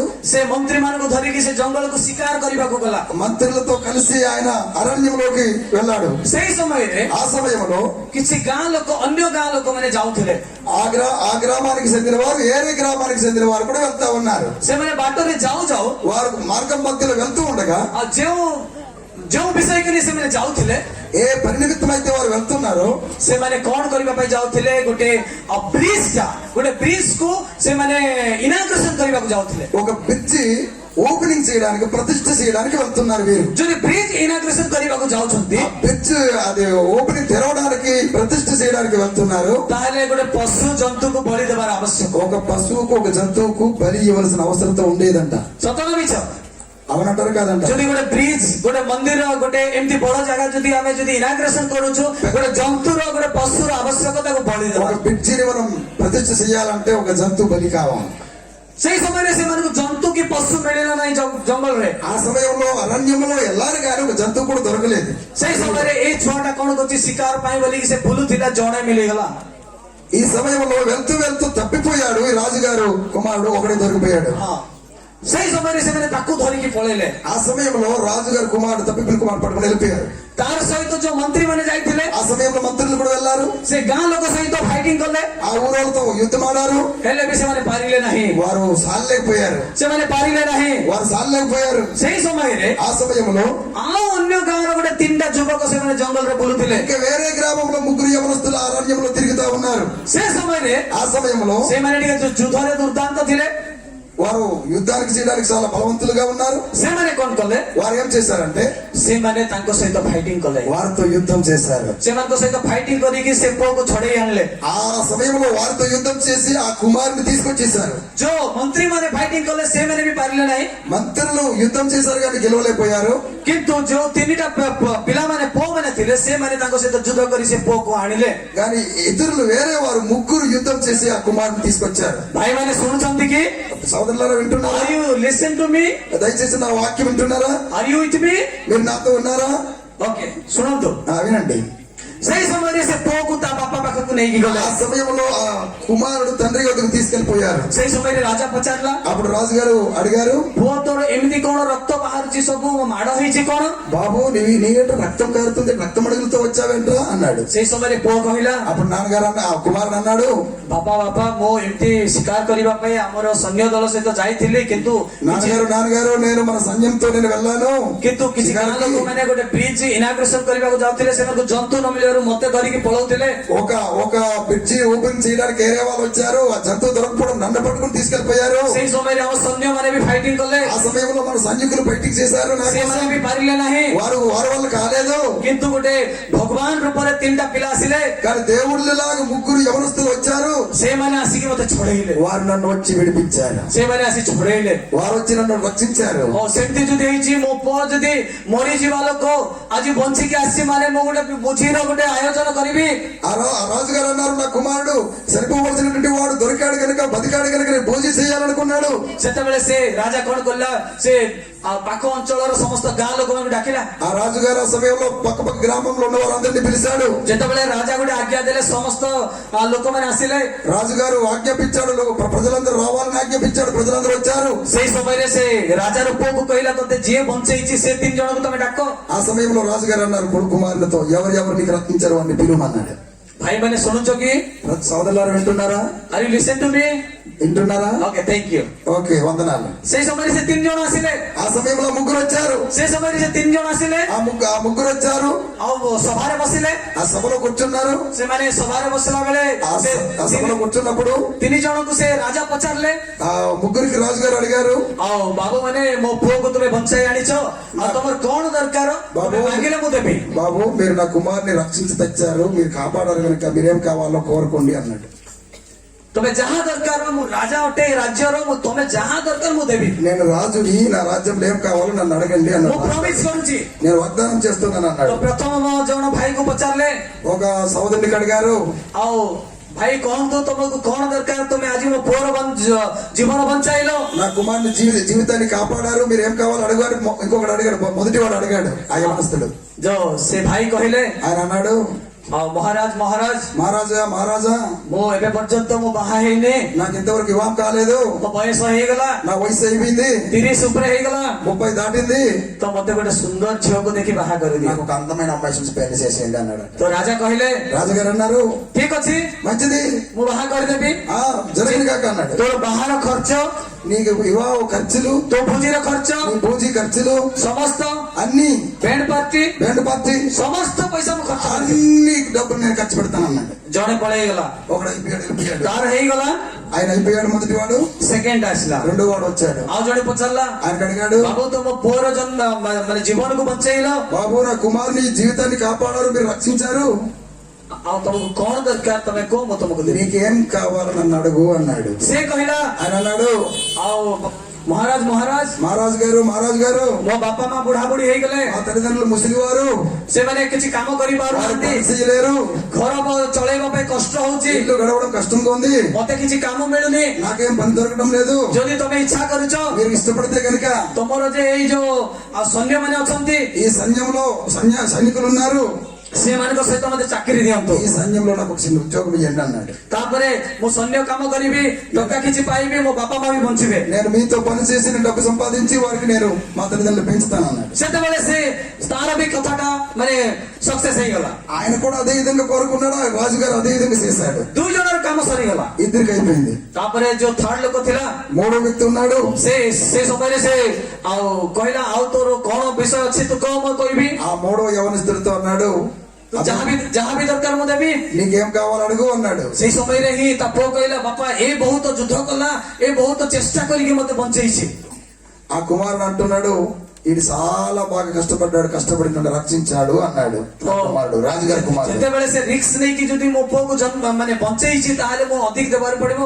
నేను చాలా ఎక్కువ ఇయ్యాలైతే ఈయన అనుకున్నాడు। ఈయన ଆଉ ପଚାରିଲା, ବାବୁ ତୋର କଣ ଦରକାର? బాబు నీకేం కావాలి అన్నాడు। ସେ କହିଲା, ఆయన అన్నాడు, ରାଜା ରାଜା రాజా ଆଉ ବର୍ଷକୁ 12 ମାସ, నెలకు సంవత్సరానికి 12 నెలలు, ପ୍ରତି ମାସ ମୋ ଘରକୁ ଆସି ତମେ ଭୋଜନ କରିବ। ప్రతి నెల ఒకసారి మా ఇంటికి వచ్చి భోజనం చేయాలి మీరు అని కోరుకున్నాడు। ରାଜା କହିଲା, ଏ ସବୁ କଣ? ఇదేంటి ఇంత సింపుల్ గా? ନାଇଁ ନାଇଁ ନାଇଁ, ତମେ ମୋ ପାଖକୁ ପ୍ରତି ମାସର ପ୍ରଥମ ସପ୍ତାହରେ ଆସି ଭୋଜନ କରିବ। లేదు లేదు లేదు, మీరు ప్రతి నెల మొదటి వారం వచ్చి మా ఇంట్లో భోజనం చేయాలని। ଆଉ ମତେ କିଛି ଦରକାର ନାହିଁ, మరి నాకేం వద్దండి అన్నాడు। ନା ମତେ କିଛି ବାହାଘର ଦରକାର ନାହିଁ, నాకు వివాహం అవసరం లేదు, ମତେ ସୋଲଜର କାମ ଦରକାର ନାହିଁ, నాకు సైనిక పని అవసరం లేదు, ମତେ ଟଙ୍କା ଦରକାର ନାହିଁ, డబ్బులు వద్దు, నాకు ମତେ ସୁନା ଦରକାର ନାହିଁ, నాకు బంగారం వద్దు, ମତେ ଦରକାର ଖାଲି ତମେ ମୋ ଘରକୁ ଆସି ଗୋଟେ ଦିନ ଖାଇବ। నాకు అవసరము మీరు మా ఇంటికి వచ్చి భోజనం చేయాలా ପ୍ରତି ମାସ ପ୍ରଥମ ସପ୍ତାହରେ ప్రతి నెల మొదటి వారంలో। ଯଦି ରାଜା ଯାଉଛି ସେ ଗାଁକୁ, రాజుగారి కనుక ఆ గ్రామానికి వెళ్తే, ସେ ଘରକୁ ଯାଉଛି, ఆ ఇంటికి వెళ్తే ତାର କଣ ଥିବେ ପିଏ ଆଉ ସେକ୍ରେଟାରୀ, ତାର ମନ୍ତ୍ରୀ ମାନେ ଯାଇକି ସବୁ ଆଉ ସେମାନେ ଇନକ୍ୱାରି କଲେ। ఆయన వెళ్ళినప్పుడు ఆ రాజుగారు వెళ్లే ముందు వారు మొత్తం ఎంక్వైరీ చేశారు। ଗଲା ପରେ ଦେଖିଲେ ଯେ ତାଙ୍କ ଗାଁକୁ ରାସ୍ତା ନାହିଁ, వెళ్ళినప్పుడు వారు గమనించారు కదా, ఆ గ్రామానికి రోడ్డు లేదు, ଜଙ୍ଗଲ ଦେଇକି ଯିବାକୁ పడుଛି, కొండ సందులలో పోతున్నారు, అరణ్యం యా, ଜଙ୍ଗଲ ଦେଇକି ଯିବାକୁ ପଡୁଛି। అరణ్యం గుండా పోతున్నారు। ଯେତେବେଳେ ତାଙ୍କ ଘରକୁ ଗଲେ, ఎప్పుడైతే వారి ఇంటికి చేరారో ତାଙ୍କ ଘରେ କିଛି ସୁନ୍ଦର ନାହିଁ, వారి ఇల్లు మంచిగా లేవు, ସେ କିଛି ମାନେ ତାର ଆଲମାର ସିଟ୍ ବି ନାହିଁ, అలవరుస కూడా లేదు, అలమర కూడా లేదు, ତା ଘରରେ କବାଟ ବି ନାହିଁ, తలుపు కూడా లేదు ఆ యవనస్తులకు ఇంటిలో। ସେ ଘର ଗୋଟେ ଘର କରି ନାହିଁ, ఆ ఇల్లు లాగా లేదు, ସବୁ ଇଟା ଭୁଷୁଡି ଯାଇଛି, అన్ని పడిపోయినాయి, పగిలిపోయినాయి, ତା ଘର ନାହିଁ, ఇల్లు లేదు। ସେ ଅନ୍ୟମାନଙ୍କ ଘରେ ରହୁଛି। ఆయన వేరే వారి ఇంట్లో ఉన్నాడు, నివసిస్తున్నాడు ఆ యవనస్తుడు। ସେମାନେ ଆସିକି ରିପୋର୍ଟ ଦେଲେ, వారు వచ్చి సమాచారం అందించారు రాజుగారికి। ରାଜା ଦେଖ ସେ କେତେ ଚତୁର ଅଛି, రాజుగారు ఆయన ఎంతో బాధలో ఉన్నాడు। ଚତୁର ଅଛି, ଚତୁର ମାନେ କ୍ଲେଭର। ఆయన ఎంత తెలివైనోడు ଦେଖନ୍ତୁ, చూడండి। ଆଉ ସେ ତମକୁ ପ୍ରତି ମାସ ପ୍ରଥମ ସପ୍ତାହରେ ଖାଇବାକୁ ଡାକିଛି, ఆయన మీకు ప్రతి నెల మొదటి వారం తినడానికి రమ్మంటున్నాడు। ତା ଘର ଭଲ ନାହିଁ, ఆయన ఇల్లు బాగలేదు, ତା ଘରକୁ ଯିବା ପାଇଁ ରାସ୍ତା ନାହିଁ, ఆయన ఇంటికి వెళ్ళాలంటే రోడ్డు లేదు, ତାପରେ ରାଣୀ ଗାଧେଇବା ପାଇଁ କିଛି ପୋଖରୀ ନାହିଁ, అక్కడ రాణి గారు స్నానం చేయడానికి చెరువు కూడా లేదు, ତ କେମିତି ଯିବ?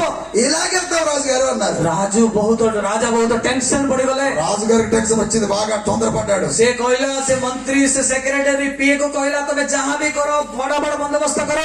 అక్కడ కార్యవర్గంతో అన్నాడు, మీరు టక్ అన్ని పనులు జరగాలన్నాడు। అక్కడ ତମେ ଯାଇକି ସବୁ ବନ୍ଦୋବସ୍ତ କର, అన్ని జరిగించండి అన్నాడు। ଏତେ ଲୋକ ମୁହଁରେ ମୁଁ ପ୍ରମିସ କରିଛି, ఎంతో మంది నాతో వాగ్దానం చేశారు, ତ ସେମାନେ କଣ ବୋଲବେ ଯଦି ମୁଁ ସେ ଫୁଲଫିଲ ନ କରିବି ରାଜା ବୋଲି ସେମାନେ ମତେ ମାନିବେ ନାହିଁ। నేను కనుక పరిపూర్ణం చేయకపోతే రాజు నన్ను అంగీకరించిన వినరు।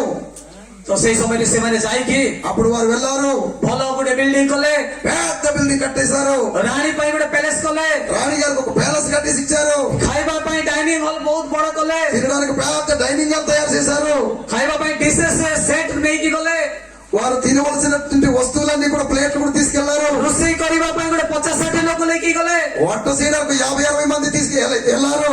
ଯଦି ମାସକୁ ପ୍ରଥମ ସପ୍ତାହରେ ଯଦି ଯାଉଛି ప్రతి నెల మొదటి మొదటి వారం కనుక వెళ్తే ଆଉଗୋଟେ ମାସ ଆସିଲା ବେଳକୁ ଆଉ ଗୋଟେ ପ୍ରଥମ ସପ୍ତାହ ହବ। మరొక నెల వచ్చినప్పుడు మరొక ఆ మొదటి వారం అవుతుంది. ସେଥିପାଇଁ ସେମାନେ କଣ କଲେ 2-3 ବର୍ଷ ପାଇଁ ଗୋଟେ ଥର ରେସନ ଆଣିକି రଖିଦେଲେ। అందరి బట్టి సంవత్సరం అంతా తినవలసిన ఏమంటారు దాన్ని రేషన్ తెచ్చి పెట్టేశారు. ତାପରେ ఆ సమయంలో ସପ୍ତାହରେ ପ୍ରଥମ ସପ୍ତାହରେ ଆସି ସେମାନେ ଖାଉଥିଲେ। ప్రతి నెల మొదటి వారం వచ్చి భోజనం చేస్తూ ఉండేవాడు. ଖାଇଲା ପରେ ସେମାନେ ରେଷ୍ଟ ନଉଥିଲେ। తిన్న తర్వాత వారు విశ్రాంతి తీసుకున్నారు. ତାପରେ ରାଜାର ନିଜ ଘରକୁ ଯାଉଥିଲେ। రాజుగారి తర్వాత ఇంటికి వెళ్ళిపోయేవాడు. ତାପରେ ସେ ପିଲା କଣ କରୁଥିଲା? ఆ సమయంలో పిల్లోడు ఏం చేశాడు? ସେଇ ରାଜାର ମାଲିକ ହେଲା। ఆ రాజుగారి యొక్క ମାଲିକ ସାହୁକାର ଯିଏକି ఆ రాజుగారు ఆ ఓనర్ అయ్యాడు. କାହିଁକି ମାନେ ରାଜା ପ୍ରଥମ ସପ୍ତାହରେ ଗୋଟେ ଦିନ ଆସୁଛି। ఎందుకంటే ఆ రాజుగారు ఈ అబ్బాయి ఇంటికి వస్తున్నాడు. ఈ ఇంటికి ఈయన ఓనర్ అయిపోయాడు. 30 ଦିନରେ ଯଦି ଗୋଟେ ଦିନ ଆସିବେ 29 ଦିନ ତାର ହେଲା। ఆయన 30 రోజులకి ఒక్క రోజు వస్తే 29 రోజులకి ఈయన ఓనర్ అయ్యాడు. ఆ పల్లె పిల్లోడు ସେ ପିଲା ଯାହା ବି କରୁଥିଲା ଗାଁରେ ଦୁଷ୍ଟ କାମ ସମସ୍ତେ ଡରୁଥିଲେ। ఆ పిల్లవాడు చెడు పని చేస్తుంటే భయపడుతుండేవారు ప్రజలు. ସେ ଗାଁ ଲୋକମାନେ ଭୟ କରୁଥିଲେ। ప్రజలు భయపడేవారు ఈయన చూసుకొని ఆ పిల్లవాడు చూసి. ଯଦି ଆମେ ଯଦି ଆକୁ କିଛି ବାଡେଇବା କିଛି ଗାଲି ଦେବା ଆର ରାଜା ଅଛି। ఒకవేళ ఆయన తిడితే కొడితే ఆ రాజుగారు ఉన్నారు ఆయన వెనకాల. ଦେଖନ୍ତୁ ମୋର ପ୍ରିୟ ବନ୍ଧୁଗଣ ମାନେ చూడండి ప్రియమైన సహోదరి ଏ సహోదరులారా, ଷ୍ଟୋରି ମୁଁ ଆପଣଙ୍କୁ କଣ ପାଇଁ କହିଲି? ఈ యొక్క స్టోరీ మీకు ఎందుకు చెప్పాలంటే ଆମେ ଯଦି ସୁନା ଯଦି ମାଗିବା ପ୍ରଭୁକୁ దేవునికి మనం బంగారం అడిగితే ସେ ସୁନା ଦେବେ। బంగారం ఇస్తాడు. ଯେ ଟଙ୍କା ମାଗିବା డబ్బు అడిగితే ଟଙ୍କା ଦେବେ। డబ్బు ఇస్తాడు. ଧନ ମାଗିବା ధనం అడిగితే ଧନ ଦେବେ। ధనం ఇస్తాడు. ଘର ବିଲ୍ଡିଂ ମାଗିବା బిల్డింగ్ అడిగితే ବିଲ୍ଡିଂ ଦେବେ। బిల్డింగ్ ఇస్తాడు. କିନ୍ତୁ ଯଦି కానీ ଏଇ ସବୁ ଶାଶ୍ୱତ ନଥିବ, ఇది శాశ్వతంగా ఉండదు.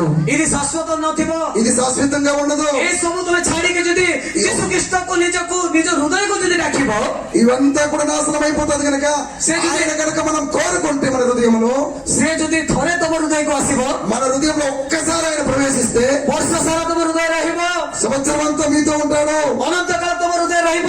జీవితాంతం మీతో ఉంటాడు. ଯେତେବେଳେ ଯଦି ସେ ଯୀଶୁ ଖ୍ରୀଷ୍ଟ ରାଜା ତମ ହୃଦୟ ରହିବ, ఎప్పుడైతే యేసుక్రీస్తు అనే రాజు మీ హృదయంలో ప్రవేశిస్తాడో ତମର କୌଣସି ଅଭାବ ହେବ ନାହିଁ। మీకేం అవసరతలు ఉండవు. ସୁନାର ଅଭାବ ହେବ ନାହିଁ, బంగారం అవసరం ఉండదు. ଘରର ଅଭାବ ହେବ ନାହିଁ। ఇల్లు అవసరం ఉండదు. କାହିଁକି ମାନେ ସେ ରାଜା ମାନଙ୍କ ରାଜା ପ୍ୟାଲେସ ତମର ହବ। ఎందుకంటే రాజులకు రాజు రాజుగారి యొక్క పావనం మీద అవుతుంది. ଟଙ୍କାର ଅଭାବ ହେବ ନାହିଁ, డబ్బులకు అవసరం ఉండదు. ସବୁ ବ୍ୟାଙ୍କ ର ମ୍ୟାନେଜର ତାଙ୍କେ। మేనేజర్లు అందరూ కూడా ఆయన చేతిలో ఉంటారు. ଯଦି ତମେ ଯଦି ଫିଲିପିଓ 3:4-19 ଯଦି ଦେଖିବ, ఫిలిప్పీ గ్రంథము 3వ అధ్యాయము 4వ అధ్యాయము 19వ వచనంలో చూస్తే ସେଇଠି ଲେଖା ଅଛି ଏହିପରି, అక్కడ ఈ విధంగా రాయబడి ఉన్నది. ସେ ହଉଛନ୍ତି ଧନବାନ। ఆయన ధనవంతుడు. 4:19 4:19 కాగా దేవుడు తన ఐశ్వర్యం చొప్పున ఆ, యేసుక్రీస్తునందు ఆ, మహిమలో ఆ, మీ ప్రతి అవసరతలను తీర్చును. ఆ. ତାଙ୍କ ପାଖରେ ଅନେକ ଧନ ଅଛି। ఆయన యొక్క అనేక ధనములు ఉన్నాయి. ତୁମେ ଯେତେ ଲହାରି ଭରିକି ଆଣିବ ସରିବ ନାହିଁ। మీకు ఎంత లారీలు తెచ్చినా కానీ అయిపోదు. ତାଙ୍କ ପାଖରେ ସୁନା ଅଛି। ఆయన దగ్గర బంగారం ఉంది. ତମ ଓଜନ ତମେ ଯଦି ତମ ଦେହରେ ଓଜନ ପାଇପାରିବ, ସେତେ ତମ ସୁନା ପାଇପାରିବ। మీరు ఎంత కావాలనుకుంటారో అంత తెచ్చుకోగలరు. କାହିଁକି ମାନେ ఎందుకంటే ଯଦି ଯୀଶୁ ଖ୍ରୀଷ୍ଟ ଯଦି ତମ ହୃଦୟକୁ ଆସିଯିବେ, యేసుక్రీస్తు కనుక మీ హృదయంలో వస్తే ତମ ଜୀବନକୁ ଆସିଯିବେ, మీ హృదయంలో వస్తే ସମସ୍ତ ବିଷୟ ପରିବର୍ତ୍ତନ ହବ। అన్ని విషయాలు కూడా మారిపోతాయి. ଆଜି ଏ ପିଲା ସେ ରାଜାକୁ ଡାକିଲେ, మనం ఒక స్టోరీ చూస్తాం. ఆ పిల్లోడు రాజుగారు ఆహ్వానించాడు. ରାଜାକୁ ନିମନ୍ତ୍ରଣ କଲେ। రాజుగారికి ఆహ్వానించాడు. ରାଜା ଗୋଟେ ଦିନ ଆସିକି ସେ ପ୍ୟାଲେସରେ రହୁଥିଲେ। రాజుగారు ఒక్క రోజు మాత్రమే ఆ ప్యాలెస్ లో ఉన్నాడు. ସେ ଘରେ ଗୋଟେ ଦିନ రହୁଥିଲେ। ఆయన ఒక్క రోజే ఉన్నాడు. 29 ଦିନ ତାର ହଉଥିଲା। 29 రోజులు ఈయనకి అయ్యింది. ସେହିପରି ଭାବରେ ଯୀଶୁ ଖ୍ରୀଷ୍ଟକୁ ଥରେ ତୁମେ ଯଦି ଡାକିବ, అదే విధంగా యేసు ప్రభు ఒక్కసారి మీ హృదయంలో పిలిస్తే ସେଇ ରାଜା ସେଇ ପ୍ୟାଲେସର ତମେ ବି ଗୋଟେ ଓନର ହବ। ఆ పిల్లోడు ఆ ఇంటికి ఓనర్ అయినట్టు యేసు ప్రభు సంపదలన్నీ కూడా మీరు యజమానులు అవుతారు. ପ୍ରିୟର ବନ୍ଧୁମାନେ, ప్రియమైన వాళ్ళారా, କାହିଁକି ଏସବୁ କହୁଛି? ఎందుకు ఇవన్నీ చెప్తున్నాను? ତୁମେ ଯଦି ଆଜି ଖ୍ରୀଷ୍ଟମାସ କୁ ଆସିଛ, మీరు ఈ దినం క్రిస్మస్ కు వచ్చారు. ଇମାନୁଏଲ କୁ ଆପଣାର କର। ఇమ్మానుయేల్ ని మీరు అంగీకరించండి. ଇମାନୁଏଲ କୁ ଅନୁଭବ କର। ఇమ్మానుయేల్ మీ జీవితంలో చేర్చుకోండి. ଇମାନୁଏଲ ର ଅନୁଗମନ କର। ఇమ్మానుయేల్ ని వెంబడించండి. ଯଦି ତମ ଘରକୁ ଯଦି ଇମାନୁଏଲ ଆସୁଛି, మీరు కనుక మీ ఇంటిలో ఇమ్మానుయేల్ వస్తే କୌଣସି ବିଷୟରେ ଅସୁବିଧା ନଥିବ, ఏ విషయంలో ఇబ్బంది ఉండదు. ଯଦି ତୁମ ପରିବାର ଅଶାନ୍ତିରେ ଅଛନ୍ତି, కనుక మీరు మీ ఇంట్లో అశాంతితో ఉంటే ସେ ଶାନ୍ତି ରାଜା ଅଟନ୍ତି। ఆయన శాంతి రాజు అయి ఉన్నాడు. ସେ ଶାନ୍ତି ଦେବେ। ఆ శాంతిలో మనం ତୁମେ ଯଦି ଅସୁସ୍ଥତାରେ ଅଛନ୍ତି, మీరు యొక్క అనారోగ్యంతో ఉంటే ସେ ଜିହୋବା ରଫା, ఆయన జీవప రాప, ସେ ସୁସ୍ଥକାରୀ ପରମେଶ୍ୱର ఆయన బాగు చేసే దేవుడు. ତମେ ସୁସ୍ଥ ହେଇଯିବ। నువ్వు బాగైతావు. ଏବେ ଯେ କୋଭିଡ-19 ଗଲା, కోవిడ్-19 పోయింది, ଓମିକ୍ରନ୍ ଆସିଲା, ఒమిక్రాన్ వచ్చేసింది. କୌଣସି ବିଷୟକୁ ଭୟ କରିବାର ନାହିଁ। దాని విషయంలో మీరు భయపడకండి. ସତ୍ୟରେ ତମେ ପରମେଶ୍ୱରକୁ ପାଇଛ, మీరు దేవుని మీరు అంగీకరించారు. କୌଣସି ରୋଗ ବି ତମକୁ ଛୁଇଁବ ନାହିଁ। ఆ రోగం వచ్చినా మీకు ఏం కాదు. ସେହିପରି ଗୀତ ସହିତ 91 ଲେଖା ଅଛି, ఆ విధంగా దేవుని వాక్యంలో రాయబడింది. କୌଣସି ରୋଗ କି ମହାମାରୀ ତମକୁ ଛୁଇଁବ ନାହିଁ। రోగమైన మహమ్మారైనా మీకు దాటిపోతుందని రాయబడింది. ପ୍ରିୟ ବନ୍ଧୁମାନେ, ప్రేమిన వాళ్ళరా, କାହିଁକି ଏସବୁ କହୁଛି? ఎందుకు ఇవన్నీ చెప్తున్నాను? ଏଇ ଖ୍ରୀଷ୍ଟମାସ ରେ ଆପଣ ମାନେ ଇମାନୁଏଲକୁ ନିଜ ଘରକୁ ఈ ନେଇକି ଯାଅ। క్రిస్మస్ లో ఇమ్మానుయేల్ గా మీరు అంగీకరించాలి. ఆయన ଆସିବା ବର୍ଷ ପର୍ଯ୍ୟନ୍ତ ଆପଣଙ୍କ ସହିତ ରହିବ। ఆయన కనుక మీరు ఆహ్వానిస్తే ఈ సంవత్సరం అంతా మీకు తోడుగా ఉంటాడు. ସେ ଗୋଟେ ଦିନ ରହିବ ନାହିଁ, ఒక రోజు ఉండడు, ଗୋଟେ ମାସ ରହିବ ఒక ନାହିଁ, నెల ఉండడు, ସେ ପ୍ରତିଦିନ ପ୍ରତି ସମୟ ପରେ ତୁମ ప్రతి సమయం ప్రతి దినం మీతో ఉంటాడు. ଆସନ୍ତୁ ପ୍ରାର୍ଥନା କରିବା। ప్రార్థన చేసుకుందాం. ପବିତ୍ର ଈଶ୍ୱର, ప్రభు అయిన యేసు ప్రభు, పరిశుద్ధ ତୁମରି దేవా, ଧନ୍ୟବାଦ କରୁଛୁ, నీకు వందనాలు ତୁମରି తెలియజేస్తున్నాం, ପ୍ରଶଂସା କରୁଛୁ, మీకు స్తుతిస్తున్నాం, ତୁମରି ଗୌରବ କରୁଛୁ, మీరు మిమ్మల్ని గౌరవిస్తున్నాం, ତୁମరి ବନ୍ଦନା କରୁଛୁ ପ୍ରଭୁ। మిమ్మల్ని ఆరాధిస్తున్నాం తండ్రి. ପ୍ରଭୁ, ଏ ଜନ୍ମଦିନ ଉପଲକ୍ଷେ ପ୍ରଭୁ ప్రభు మీ జన్మదిన వేడుకలు జరిపించుకుంటున్నాం କେତେ తండ్రి. ଲୋକ ଏଠି ଅଛନ୍ତି ପ୍ରଭୁ, ఎంతమంది ఉన్నారు ప్రభు? କେତେ ଲୋକ ଉପସ୍ଥିତ ଅଛନ୍ତି ପ୍ରଭୁ, ఎంతమంది అయితే నిలబడి ఉన్నారు కూర్చున్నారో ସମସ୍ତଙ୍କୁ ଛୁଅ, వారందరిని దీవించండి. ସମସ୍ତଙ୍କ ହୃଦୟକୁ ଛୁଅ, వారి యొక్క హృదయాలను తాకండి. ସମସ୍ତଙ୍କୁ କଥା କୁହ, వారందరితో మాట్లాడండి. ଆମକୁ ସମସ୍ତେ ଆଜି ନିଜ ନିଜ ଘରକୁ ନେଇକି ଯିବେ, వారు వారి హృదయంలో ఈ దినం చర్చకోబోతున్నారు. ନିଜ నిଜ ଘରକୁ ନେଇକି ଯିବେ। వారు వారు ଆଜି ଯୋଉ ବାକ୍ୟ କୁହାଯାଇଛି, వారు ఈ దిన వాక్యాన్ని ప్రకటించాము. ଯେପରି ଫଳପ୍ରଦ ହେବେ, పొందుతారు. ଯେପରି ଫଳ ଫଳିବେ, ఎప్పుడైతే ఫలిస్తారో ସେଥିପାଇଁ ତୁମେ ସାହାଯ୍ୟ କର। వారిని దీవించండి నాయన. ଯେ ପ୍ରଭୁ ଅବିଶ୍ୱାସୀ ହଉ, విశ్వసించినా విశ్వసించకపోయినా ଯେଉଁମାନେ ଅଛନ୍ତି ସମସ୍ତଙ୍କୁ ତୁମେ ఎందరైతే ఉన్నారు వారందరినీ కూడా దీవించండి నాయన. ସମସ୍ତଙ୍କୁ ଆଶୀର୍ବାଦ କର। వారందరినీ ఆశీర్వదించండి. ଆଜି ଯେପରିକି ପ୍ରଭୁ ఓ ప్రభు, ఈ దినము ଖ୍ରୀଷ୍ଟମାସ ଗୋଟେ ବଡ ପର୍ବ ବୋଲି ସେମାନେ ଜାଣିବେ, క్రిస్మస్ ఈ దినం గొప్ప పండుగ అని తెలుసుకోవాలా? ତୁମର ଅନୁଭବ କରିବେ, వారు అనుభవిస్తారు, ତୁମକୁ ଆପଣାର କରିବେ, వారు నిన్ను ఆరాధిస్తారు, ତୁମର ଅନୁଗମନ କରିବେ। వారు నిన్ను అనుభవిస్తారు. ସେଥିପାଇଁ ଦୟା କର అందరు బట్టి వారిని దీవించారు. ପ୍ରଭୁ, ଆରମ୍ଭ ଠାରୁ ଏଇ ପର୍ଯ୍ୟନ୍ତ ప్రభు ప్రారంభం నుండి ఇంతవరకు ତୁମେ ଚଳେଇ ଆଣିଛ, మీరు నడిపించి వచ్చారు, ଚଳେଇ ଆଣିଛ, నడిపించి వచ్చారు. ସେଥିପାଇଁ ଧନ୍ୟବାଦ। అందరు బట్టి వందనాలు ప్రభు. ବାକ୍ୟ ବି ଅତି ସୁନ୍ଦର ଭାବରେ କହିଲ, ఆయన వాక్యాన్ని మీరు మాతో మాట్లాడారు. ସେଥିପାଇଁ ଧନ୍ୟବାଦ କରୁଛୁ। అందరు బట్టి వందనాలు ప్రభు. ସମସ୍ତେ ଭାଇ ଭଉଣୀ ମାନେ అందరూ సహోదరి సహోదరులు ବାକ୍ୟ ଶୁଣିଲେ ପ୍ରଭୁ, వాక్యం విన్నారు ప్రభు. ବାକ୍ୟ ଯେପରି ବୃଥା ନ ହବ, వారు వాక్యాన్ని ఫలించలాగున ତୁମେ ଦୟା କର। వారిని ఆశీర్వదించండి. ଯାହା କିଛି ପ୍ରାର୍ଥନାରେ ମାଗିନେ, ప్రభు ఎవరైతే ప్రార్థన చేస్తున్నారో, ଯାହା କିଛି ପ୍ରାର୍ଥନାରେ ମାଗିନେ, ఎవరైతే ప్రార్థన చేయడం లేదో ତୁମେ ଯାଚି ପ୍ରଦାନ କର। వారిని కూడా దీవించండి. ଏଇ ପର୍ବଟା ପ୍ରଭୁ ఈ యొక్క పండుగ ప్రభువ ସମସ୍ତଙ୍କ ପାଇଁ ଆନନ୍ଦର ଦିନ ହବ, అందరి కొరకు ఆనంద దినం కావాలి తండ్రి. ଆଶୀର୍ବାଦର ଦିନ ହବ, ఆశీర్వదింపబడిన దినం కావాలి తండ్రి. ସେଥିପାଇଁ ତୁମେ ଦୟା କର। అందరి బట్టి వారిని ఆశీర్వదించి దయచూపండి. ସମସ୍ତ ପ୍ରାର୍ଥନା ତୁମ ପାଦ ତଳେ సమస్త ప్రార్థనలు నీ పాద సన్నిధిలోనికి ମାଗୁଛୁ ପିତା, నీకు అడుగుతున్నాము తండ్రి. ఆమేన్। ఆమేన్.